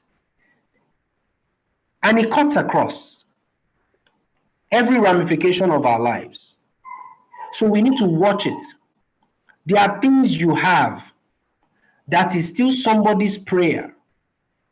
So one thing you need to do and put on your phone is the word called gratitude. That's why it's in the Bible that you should count your blessings. Name them one by one. I don't think God is an author of confusion. The Bible is very complete. Let's not read it as, memory or recital lines. No. Let us break it down into syllables so that we can absorb it well. Count your blessings and name them one by one. If you take 5 minutes daily as an entrepreneur to do that, I'm telling you a daily ritual for me. Once you start to count, you cannot count 20 things before your morale will be boosted again. Oh, a staff of yours that you felt you guys are close or you are doing whatever, it resigns. It will affect you. But you know what? You need, because what happens around you is not as happy, is not as important as what happens within you. What happens within you is the most important. The facts and reality around you does not really matter. It doesn't, trust me. I am a living testimony to that. Even when my clients are frustrating or my this, in as much as I am clear, I will tell you, we will still get by. We will not only get by, we will soar. So, and the Bible says, as a man thinketh set in his heart, so is he. Which means what you process, your main factory as an entrepreneur is within you. It's not the business on the outside. Because for everything that we see in the physical, it first happened in the spiritual. I'm sorry I'm sounding like this. Like I said, election, God forgive us all. But I will tell you principles that have worked and are working for me. They are still working right now. And you guard your heart without diligence, because out of it flows the issues of life. We know these scriptures by heart, but we don't apply it. Bible not even. Only Bible you know, when let's not be hearers of this word, but hearers and doers of the word. Usually, I need to choose where I belong. Am I going to be amongst those that will not make use of it? Or I am determined, like Kanwako, that it is that will make use of anything I read or hear. So I usually do that. So we should not forget to leverage. Very quickly, I will share my own personal journey. My journey has been that of someone that is clueless, someone that should never in any way be celebrated, someone that, Kilomo. My father was not like a senator or anything. They just tried to give me education. But along that path, the things that I have seen here or have said are the things that have driven the business. But first, I learned how not to do business before I started learning how to do business. And I realized that a lot of people will transfer or dump their fears and despair right at your doorstep. Once to bash a mistake, they are taking it to your matrimonial bed. You are going to be sleeping with those fears on a daily basis. So you shouldn't allow that. And for me, each time there was adversity or I was faced with challenges, because it took time first for me to start to get the compass. Because I would do business with clients and I would not make money. But you know what? I was clear as to what I wanted to do. Because I didn't want to do something in the short run. Somebody mentioned Taoma. I'm going to give Taoma, if they don't do the right things within that space, another 1 year. In fact, 2 years. If Taoma does not move or evolve, our career within the digital space would fizzle out. Where is what's her name now? Is it Maraji? Where is Maraji? She's nowhere to be found. Lasisi Elenu is still doing stuff, but he's struggling. So now he's trying to move into cartoons. How do you know when and how to leap, to jump, pivot, or divest? How? There are other details within that space that I have come to realize along this journey. And it works. Yes, you read, or some of the things we read, they don't work, especially in this Nigerian environment. So for our own journey, we have come to realize that you can be a successful entrepreneur and still have God. Yes, I can tick that box. You can be a successful entrepreneur and make the right impact. Yes. You can be a successful entrepreneur and have money in your account. But the fact that you have that money does not mean you should spend it. That's another problem of entrepreneurship. You know, like Pambe, if you need 500,000, or your business is booming. And the myth sold to us by our parents, which they failed at and affected them, but they will not tell us. We jump into the same ship. And what is that lie? Tí ọmọdé bá ti ń rí nǹkan, ṣe ló máa ń fi jólẹ̀, ló máa fi ń jólẹ̀. I agree. That thing works for everyone. But it works more at the initial phase for employees because they need quick backup. For an entrepreneur, tí o bá ti fi profit gbogbo owó ẹ àti working capital lọ kọ́lé, ebi ló máa pa ẹ́ kú. That is the truth. And that is one major reason why businesses fail. Yeah. Once you use the money because you are seeing it, because you don't have an accountant and you cannot calculate the money yourself. So, more more working capital, it will invest. For us, we started running on TV when God eventually allowed things to start to work in 2008. And by the time we started doing that, I had about 6, 7 staff, 8 staff actually, that we were paying. I think the most paid was at the time 80,000 naira. At that time, we were paying TV stations like TV Continental, Super Screen, and the rest of them. But you know what? When I was doing this, I was living within my office. I was sleeping and living in my office Sunday to Sunday. How did I do it? By 5 a.m. in the morning, I get up, I have my bath, 5:15, 5:20, I'm ready. I then move in, set up, and start my day at that point, probably to 6. By the time it's 6:30 or thereabout, I step out, I lock the gate from outside and go out. The lady that will resume first will come and open the gate around to 7 o'clock so that they can clean the office.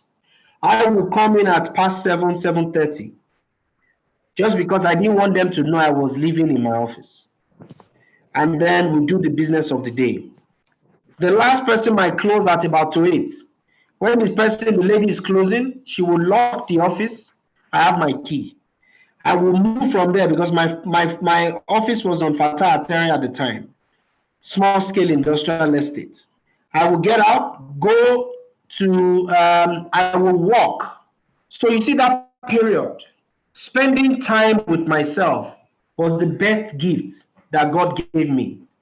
I will walk all around that, whatever, to Mushi, meditating and thinking of the future, creating the mental state of what I wanted my next 10 years to be, what I wanted my next 40 years to be, what I wanted to achieve whenever I clocked 40, whenever I clocked 45, whenever I clocked 50. Mental states, dreaming of those things. By 8:30, by 9 o'clock past 9, letting shoe, I go and look for something to eat. Come back, open that gate, get back in there and lock it from within. I had a mattress, still I was secondary school guys. Come and load in school, new boarding house. I had it in a small cubicle in my small space at the back. I folded it there. I bring it out and put it there. I had one small wrapper. And then I will first walk till probably 1 a.m. And then I sleep there. And then 5 o'clock. I did that for almost 2 years. I was paying people probably like 150,000 naira monthly. I was still living in that place until my friend, in fact, he just called that he was coming to my office. Came there and asked me how I've been doing. And I mentioned to him mistakenly, and he insisted that I was coming to move in with him. After 3-4 months, I moved in with Ademeju in his house. Ẹ Madam, calculator. We go period in. I was paying TV Continental. I started paying them about 700,000. I got to a point where paying them almost ₦1 million. I'll pay Super Screen 650,000. The highest paying staff was earning 150K, but what I was earning was an allowance. On my card, what was written on my card at that time was business development for the business. So a lot of people didn't know that I owned the business. And we were doing business with P&G. We still do business with these people to date. And I did that for that period. By the time it was clear that I needed a car because I was spending too much money on transportation, and the clients were beginning to look at me like I'm full gone, I decided to go and buy a car. The one I was using wasn't mine. And then I went bought a car. But when I needed to buy that car, I bought it for probably 850. The 850,000 naira, Mokosapo Losi Kotonuni. If anything had happened to that 850, could you do me? Do you understand what I'm saying? At that time, let's assume they had robbed me of the 850K. Could it affect business? Could it affect me? Bought the car and then moved. Let's not be too quick to feed our vanity. Let's not be too quick to feeding stuff that our fantasies. The business is not enough. It's not big enough to pay your salaries, yet you want to travel. Yet you want to send a girl to Dubai, or you want to buy a ticket. Entrepreneurs build businesses. The businesses start to do well at the growth stage, and they assume they have arrived. Go to the maturity, just growth, the second level. And they start to stifle life out of the business without them knowing. Without them knowing, all their business. Some people that say it to them will think like, shut up, is my business. Those are the things that we need to learn. We need to be very shrewd. When we needed to then, it was probably 4 years, 5 years after that I had to go and rent my own place. And then the business continued. When it got to a time, 30-minute airtime on AIT then cost the business 1.2 million. What we were paying to AIT for a quarter is 13 weeks, was a little above 12 million naira. After the discount and all that they give to us. And we were running 2 programs on AIT.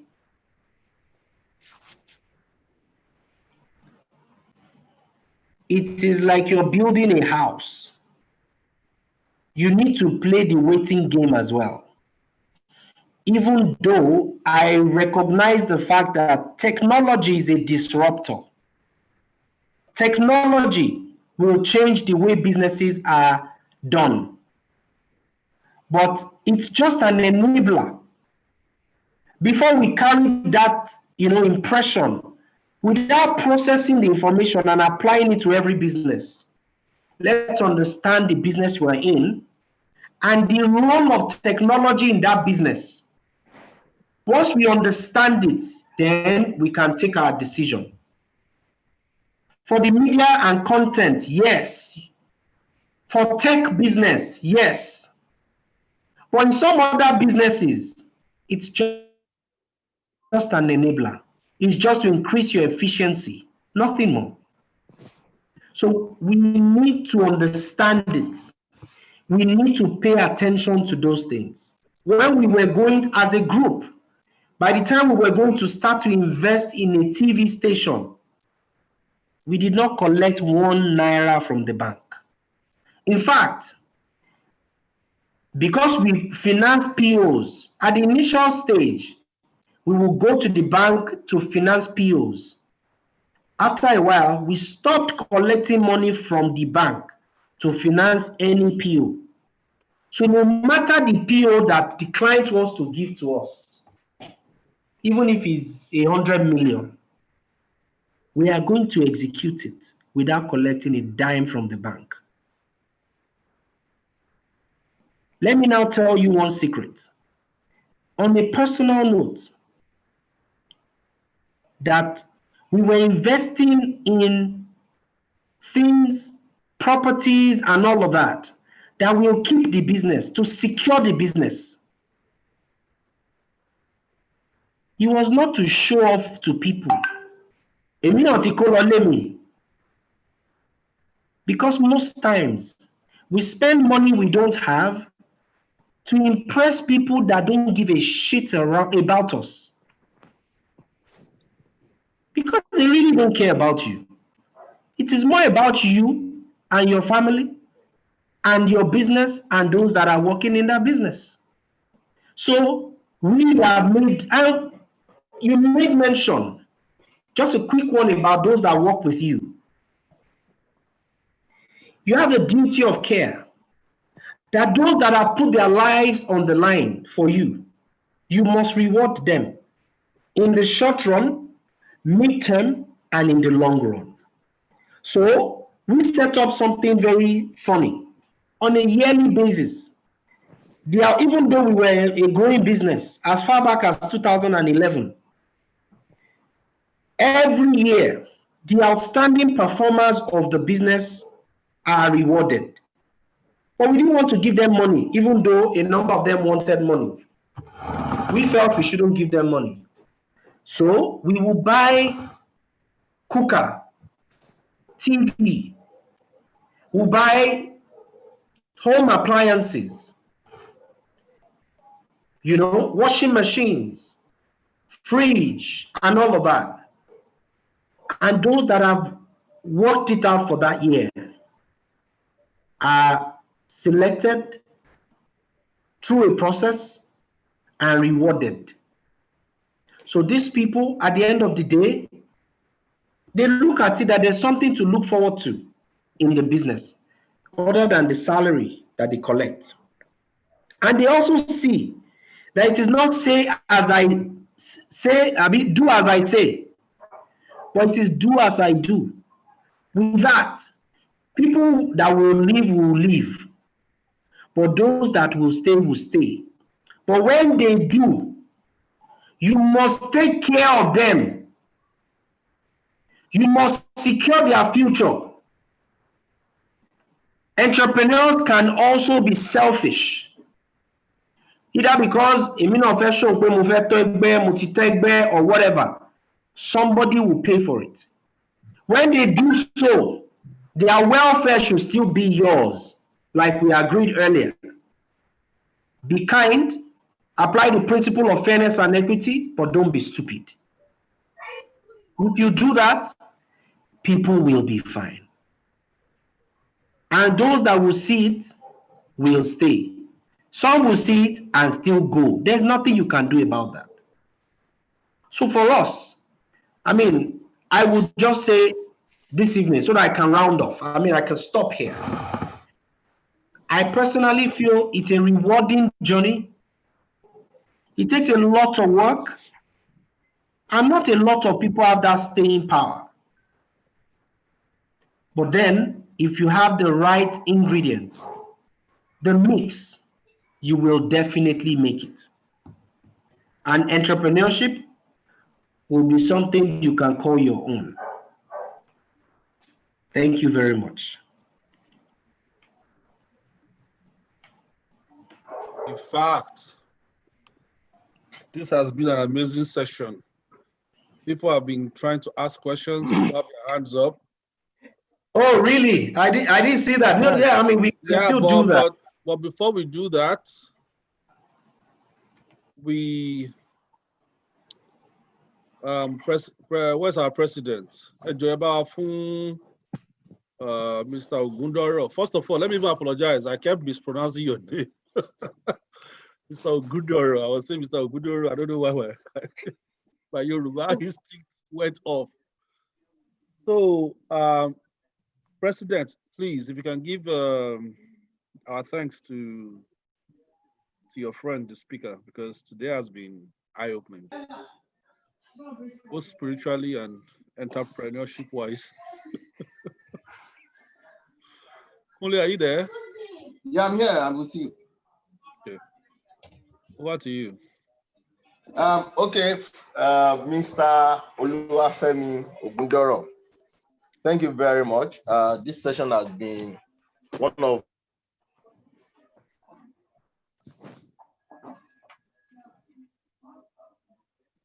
You've lost Kunle. I can't hear him. Yeah, some of the networks, once they start talking, they will lose them. That's because the bandwidth consumption has increased at the time they start talking. Majority of us on this platform today. Majority of us on this platform have been blessed. We'll take some of the learnings from here to also improve our various endeavors and our mindset, essentially. Thank you very much. God bless you. I know there are questions, so please take our questions, and we also want to have maybe probably give you.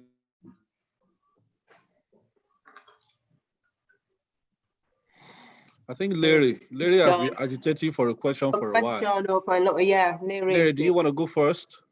Yes, now I would like to do that. Yeah, Mr. Femi, thank you very much. Yeah, I actually do not regret coming here today, even though it isn't actually something convenient, but I do not regret coming here because everything you've said since you started happens to be, it looks as if you look at myself as a person, look at the kind of business I do, look at what happens in my life, and you're actually talking about it. Thank you very much. I appreciate looking at the way you spoke about loyalty, how we treat our staff, and some other stuffs like that. Thank you very much, sir. God bless you. Yeah, please, my question is about debt recovery and management. Please, can you hear me, sir? Hello? Hello? Hello, Mr. Femi, are you there? He's here, but I don't know. We can't hear him. Hello, can you hear me? Yes. I can hear you now. Okay. Are you listening to my question? I just joined, so I don't know if you don't mind. Could you please take it again, please? No, I just started. All I did before was thank you for everything you said today. I've actually learned a lot. I enjoyed the class. Thank you very much. My question is about debt recovery and what I do, what we can do as entrepreneurs, business people, to all these people that owe. Myself as a person, I produce books for nursery and primary school, for schools generally. And most of these people, you supply to them, they have to pay you back because we have to sell on credit. Even though the good ones among them pay you probably after 1 week after supply. But the issue is, there are so many of them that even when you give them the stuff, they make a huge profit from this stuff. Still, they refuse to pay you your own money. And these are people that buy in bulk. They buy in bulk from you, and still they refuse to pay you your money. Sometimes when you decide not to give them stuff, give them your goods, they feel like probably because you are the leading company in the line, you are proud or blah, blah, blah like that. So from your weight of experience, what can a supplier or a businessman do in such a situation where you have a customer or a client that get your goods, spend the money, don't bother to pay you. You have to go to the office so many times to get the money. As a person on my own, I've decided most of these people, I will just stop supplying them.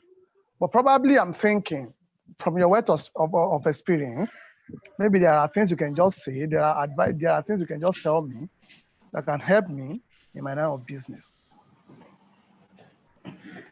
Okay, thanks for the question. I would say that tí ọwọ́ ẹni ò bá tẹ ìkúìdà kò kí ń béèrè ikú tó pa bàbá ẹ̀.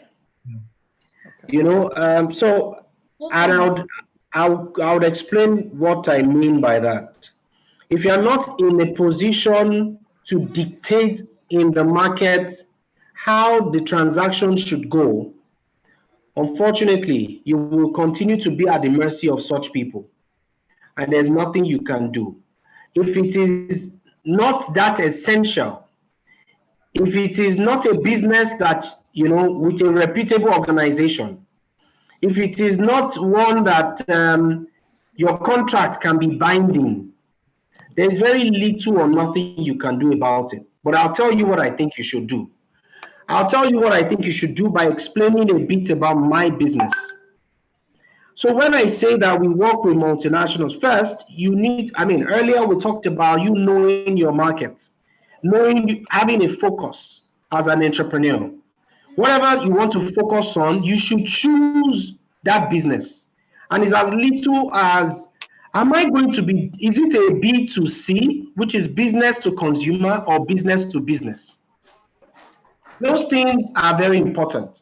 So if it is for us, when we started, we knew one side of the business was B2C, which is the content side, the production company. Timeless Value Services, which is the branding company, producing all sorts of merchandise for multinationals. We knew that was going to be B2B, and we defined the B2B. We were not going to go for those that don't have reputation. It took the first time, when I started going to win those businesses, of course, is going to be difficult. And that brings me to Michael Porter's 5 forces. That you need to understand the market, you need to understand the buyers, the suppliers, the barrier to entry. That's where I'm going. The barrier to entry for your industry. You know, is it a business anybody can wake up and dabble into?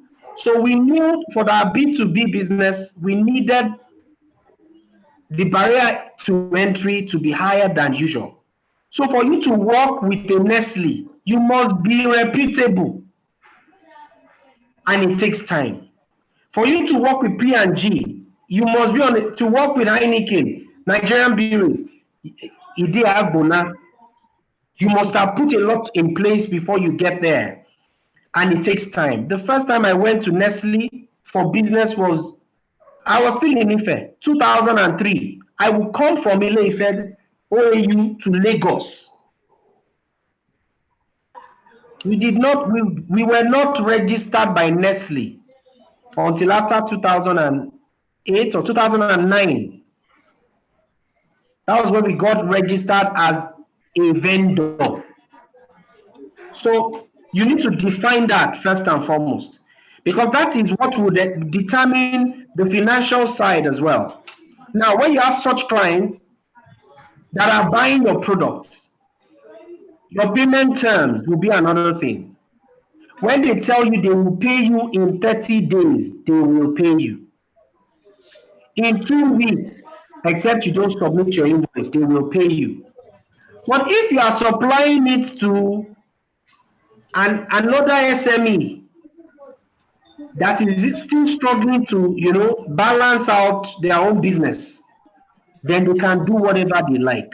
That's one. Now, what do?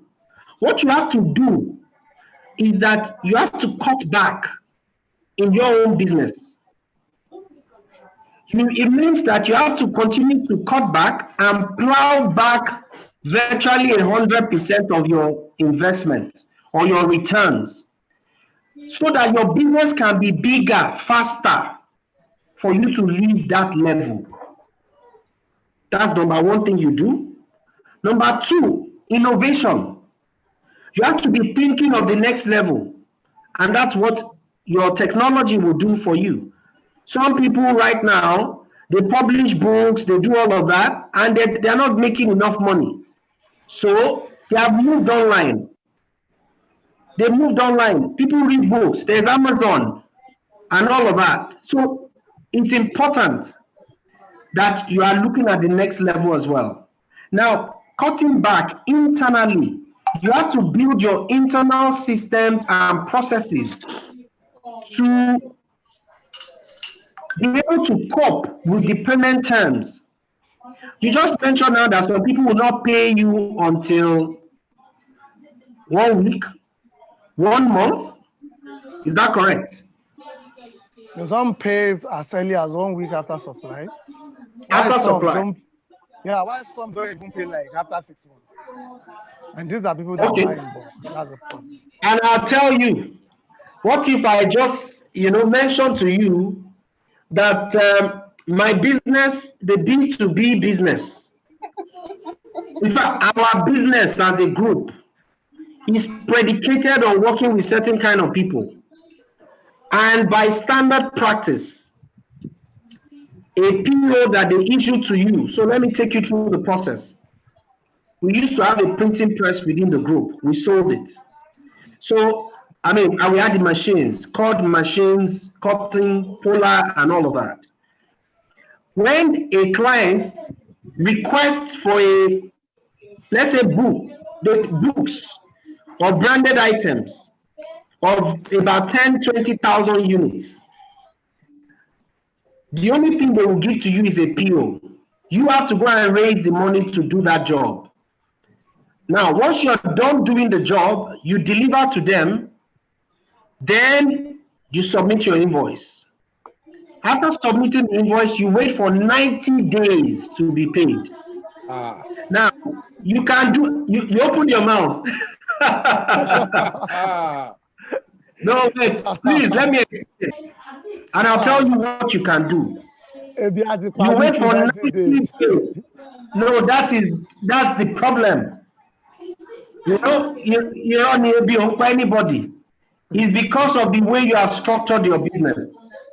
So, and when they give you the job, 20,000 units might be possibly 50-something million naira. Sorry, please. Let me tell you how the business runs. Okay. When I produce book at the beginning of a term,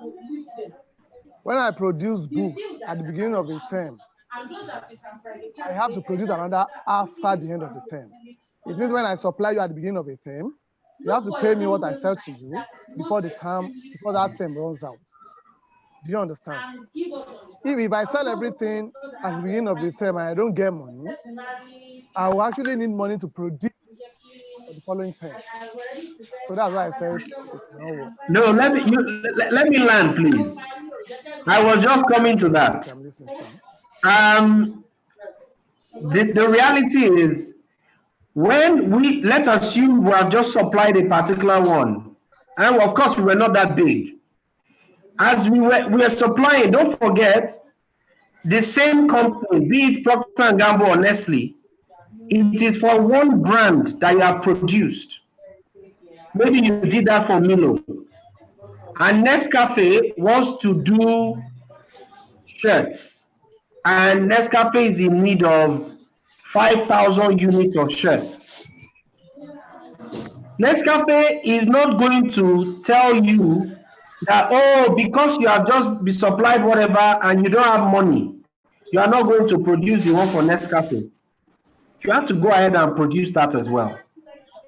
And that was why at the initial stage, we were getting loans to execute those projects. But then we realized that more than half of the a significant part of that profit was going back to those that were financing the project, the LPOs. As a business person, you don't have to sit back and realize you will need to start financing yourself so that the money you are paying to them can be retained in your business to do other things for expansion. And that is one side. On the media side, you are going to pay AIT, you are going to pay TV Continental, and you are going to produce the content to put on it, and you are going to pay your staff. And those ones can owe you for 9 months before paying you back. So when you sit in front of Channels TV and you see a commercial run, first and foremost, Channels will not be paid until after 4 months at the earliest time. The commercial you see today, this night, Channels will not be paid until after 4 months, guaranteed. Now, that is how it works. It's on an accrual basis. It's never on cash or prepayment. Now, you need to understand accounting and cash flow management. So for such a business, one of the persons you must employ is an accountant. That's the soul of your business. In my case, I did accounting in Ife. So I could do that planning, the cash flow projection myself, and know when and where we needed to pump in money. Of course, that's a lot of job, work on its own. But if you are not, then you think production is the most important. Yes, it is important. Killer accountant here, mama, supply. No. See, that accountant would help you plan. It doesn't have to be your staff. But you need that because cash flow is what you keep you afloat. So that is what you need to do. Because for us, we have built the business to what it is today, let me keep quiet. To what it is today by God's grace, waiting for clients. There are clients that have been owing us for 1 year. They are going to pay, we know. So debt recovery is one of the key units in our finance department. So that is how you do the business until you can now start to make certain demand. So right now that we have a TV station, there are certain clients, if I'm speaking to MTN, for instance, and they want to do certain volume, because they are doing with us, I can tell them I want prepayment for a part of it. Because you are now big enough, they would oblige. So that was why I said in the beginning, ó dìgbà tí ọwọ́ ọmọ tó bá tẹ ìkúìdà kó tó lè béèrè ikú tó pa bàbá ẹ̀. If you do it too early, they will not buy from you anymore. They will look for someone that will supply it to them and is willing, and you will be out of business. That will be my response. Thank you, sir. President, got any question? Leo Gidi. Bypass now. Can you go live? Okay. No, okay, so mine is not a question. I am just trying to also bring certain things that Femi has spoken about, bring them home, so that we don't talk above the heads of some of us. So my own contribution to the last question would be around management of cash flow, etc., etc. There are instances where if you are not lucky to work with big companies that can pay good money, because for example, for some of us that do business, when we are supplying people that we pay maybe after 30 days, 60 days, depending on what their own payment structure is, when we are supplying or we are selling anything to them, we usually charge them a premium to cover for the cost of funds. To cover for, to cover for the. Am I speaking for them? Okay, I so agree with you. to cover for the cost of fund that we are going to incur while we wait for them to pay. And these companies as well know for certainty that you are not charging them the same amount of money or the same cost that you would charge Juwon Nigeria Limited. So they are also in the back of their mind ready to pay you a premium because they are going to delay your payment. But there are some of us that are not so lucky to have such clients. My sincere advice would be that depending on the stage of growth or the maturity stage of your business, you have to stay very close to your pricing regime. So if a client is going to delay payment or if a client is an unrepentant debtor, you need to make a call as a business, because at the end of the day, your business needs to survive for you to be in business. So if somebody is an unrepentant debtor, you need to make a call whether you still want to retain that person on your list of clientele or whether you want to supply the kind of volume that that person is asking for, so that at the end of the day, you will keep your financial books, you keep it healthy. So my suggestion would be that you manage your customer base. And managing your customer base means that you segment them into their financial viabilities and decide to what extent you want to expose yourself to them. That will be my contribution. Thank you, Kunle. I only ask because I want to, because of experiences, because of his knowledge, I want to hear something from him. That's actually what I do. I look at the customers, so those I can keep on supplying, I'll keep on supplying them. But sometimes they give me stuff like, okay, it's only because so many people are buying. So it's what I do on my own. But I think when I see business-minded people, I can actually throw this to them so that I can hear what their opinion is about the issue. And from what Mr. Ogundoro said, he said, even if you don't supply them, there are many other competitors who are ready to supply them. And before you know what is happening, you'll be kicked out of business. So personally, I see what I can do about that. Thank you, guys. I appreciate this. Great. Any other question?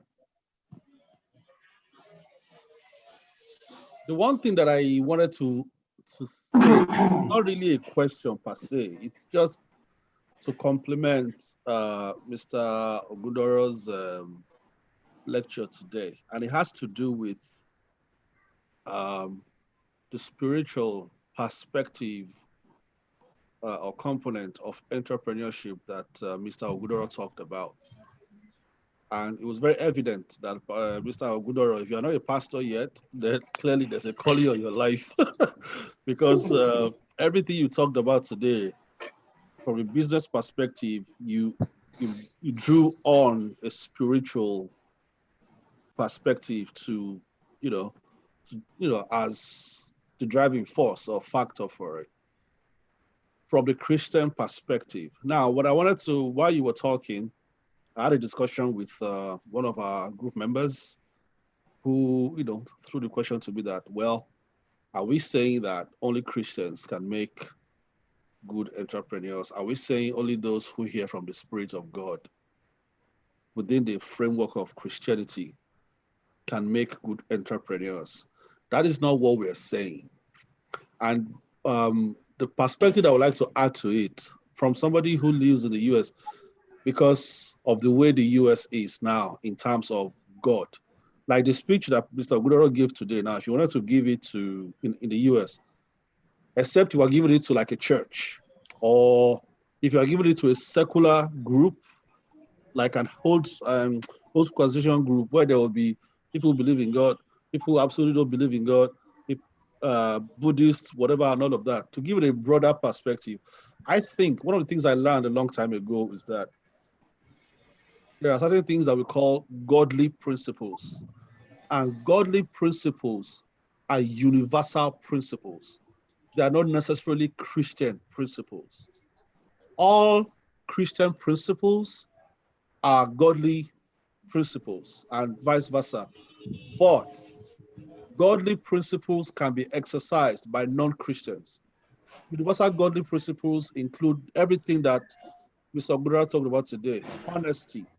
Honesty is not. Are you aware that close to 5% of the world are atheists? Yes. Yeah. So, like, honesty is not an exclusive preserve of a Christian. So there is nothing godly about honesty. It is just morality. So don't let us confuse this thing. Eh? Well, I call it a universal godly principle. Not the gathering of Christians or Muslims. No, I disagree. I disagree. It's a godly principle. No, it's a universal godly principle. Okay, let me land. When I say godly principle, I mean something that God tells people to do. You understand? Something God endorses. That's what I mean. So yes, it's morality. If you go to China, if you go to Russia, if you go to free-thinking societies. It's an argument you cannot win. There are so many doing very well in business. Let me finish now. Again, listen, I'm not saying that. Let me finish what I'm saying. As a Christian, I'm a Christian. So what we call universal godly principles within the Christian community is that these things are Christian principles, but they are not exclusively Christian principles. Like honesty, like courage, like fairness, like intuition, like integrity. Integrity. Mr. Ogudara mentioned something about intuition. He said Americans call it intuition. He calls it the Spirit of God. Well, the Bible says in the book of Job that, there's a spirit in man, and the breath of God giveth him understanding. That breath of God is the breath that he has given every human being. All of us have discernment. Discernment. So I think that to broaden it a little bit, to not make it look like entrepreneurship and Christianity is like a one-to-one map, such airtight map. Like if you're not a Christian, you can. No, that's not what we are saying today. It's just that godly principles will guide your business to success, regardless of what faith you subscribe to, what society you come from. Okay, over to you. I think Mr. Ogudara should respond to that because he has spoken today from his own experience, from what has worked for him over the years as an entrepreneur and as a Christian. So it's not about. So if he can talk for himself, actually. No, we can talk before Mr. Ogudara talks. What I mean is, some people may term it as moral values, or maybe what you are imbibed with, the way you are growing up, and then the values that you must carry with yourself.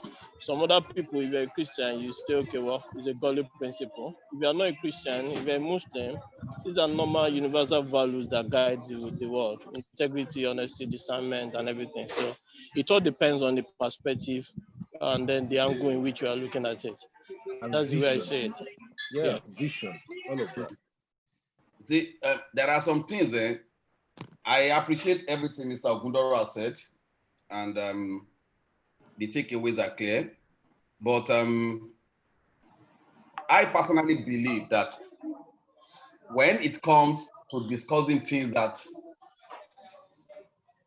has no religious connotation, I understand that as Christians, as Muslims, we believe that God helps us to do certain things and everything. But in gatherings of people of different faiths and people of no faith, it depends because we don't know what people believe. What people really believe is different from me. In Nigeria, you have been mapped to either be a Christian or a Muslim, and it is evident what we feel, right? So I just believe that even without bringing religion to it, there are universal principles of what is right and what is wrong, of fairness, and this is being observed by people even who are non-believers, who are atheists, agnostics, and of different. I mean, Christian is about 25% of the world, about Muslim is about 23%. So the remaining 52% are of different faiths, including atheists, which are about 5%. So my point is that what is the percentage? This have nothing to do with God. It is just the universal principle of what is right and wrong. I don't want to just overflog it. Okay, yeah. Bukky o ti ń sanra o, kí ló ń jẹ? Oúnjẹ alẹ́ mi, orí kẹ̀kẹ́ ti yọ. Àwọn ti sanra o, kí ló ṣẹlẹ̀? See your head. Okay, I think, well, at this point, we've had a good deliberation today. Okay. Today was very Sorry, powerful. let me respond to that. I had an experience the very first time I set feet on the soil, the Chinese soil, was in 2012. And I'm not going to lie to you. At that particular time, I almost just stopped going to church when I returned to Nigeria. Why? Because there are people of different, only a minute fraction of that population are Christians. In fact, I would say it's insignificant. For everywhere I went to, moving from one province to the other. But these people are successful people. So if these guys, and then, what I thought was, if these guys don't know God the way we carry that Christianity around, how come they are this successful? They are more successful. It's a better place to live than even the US. Some parts of China, it is better than the US. So I agree with the argument. And and that's why each time I mention anything about the scriptures, I think I mentioned that you should just permit me to use that. I was speaking from my personal belief system. It's not a general point of view. It's pretty much from my perspective. I'm not here to lecture. It's not a lecture, it's a conversation. It's to share experiences with each other so that we can learn more. So I agree. There are so many other people, and there are universal,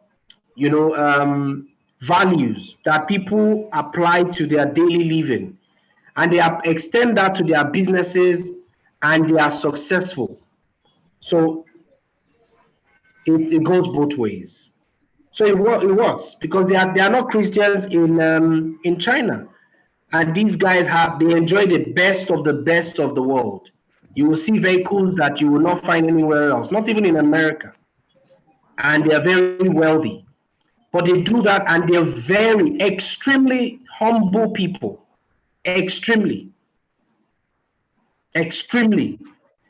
So industrialization, they are on another level. So I can't start to, educate us about the Chinese population and the antecedents. So I agree with you. I didn't speak I'm speaking within this environment. It is not as hard as it is in Nigeria or anywhere else in Africa. It's not as hard as it is in Nigeria. To survive or even succeed as it is. No, it's the other way around. Maybe in China, it's harder in China, but it's harder in Nigeria, to survive than it is in China or in America. I will say that because there are so many things against us already. So many. And sometimes it looks like everything is working against you. So you need to go back to yourself, to your belief system. Whatever you believe in, a Muslim, atheist, whatever, that thing must be good enough, must be strong enough to propel you, because those times will come. It will definitely come. If you are still an SME, you might be enjoying it. Transiting to another level, where you are dealing on a bigger scale, you will see all sorts of forces. And then there you will know whom to believe in, yourself or the reality around you. So, Mr. Ogundoro, this is a topic that we have trashed a lot in our group. From your experience so far, what is your thought? Why do you think that a society like China, that doesn't emphasize God as much, is able to build great economies, great businesses, and I don't, well, let me not go into honesty or anything like that, but at least they're able to do things. But our society that is soaked with the God factor, really, like when you started when you started the conversation, you mentioned the societal decadence and how it affects an entrepreneur. What, on your perspective, why do you think it is so, seeing that we are all Christians and Muslims in Nigeria? Value system. Who we are for real. Our culture and tradition. Societal values and leadership. Those are the things that actually, so it's a structure and substructure. Those are the things that account for what would make a China succeed and a country like Nigeria, struggling on all levels. We can take it from different perspectives. Yeah. The type of government they run also plays a part, right? No, that's what I'm saying. So when you look at the structure, social structure, political structure, in all ramifications of their lives. So they have been able to keep that sanity. They have been able to keep who they are. In Chinese, they still worship their God the way they want to. They still sieve out, even with technology. I have tried it, where you go online and try to search for nude pictures in China. You will not find. So the system of government and all of that actually, contribute to their success. And the communal lifestyle, they've not let the Western world dilute it. It's still there. We have lost it. Sorry, Mr. Ogundoro. Just Yes, for my sir. clarity, because some of us are not as fast when it comes to assimilation. So Yeah, right. you are saying that during the time you visited China, you actually searched to find out if there will be nude pictures on the internet. Yes, I did. Was that part of like your R&D, or were you trying to satisfy something? I knew where it was going.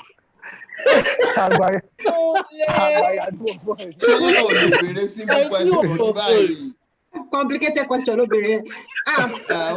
No, sorry. Please, I can continue. Please ignore Kunle Ogidi, please. I'm taking us off YouTube Live, please. This is value right there.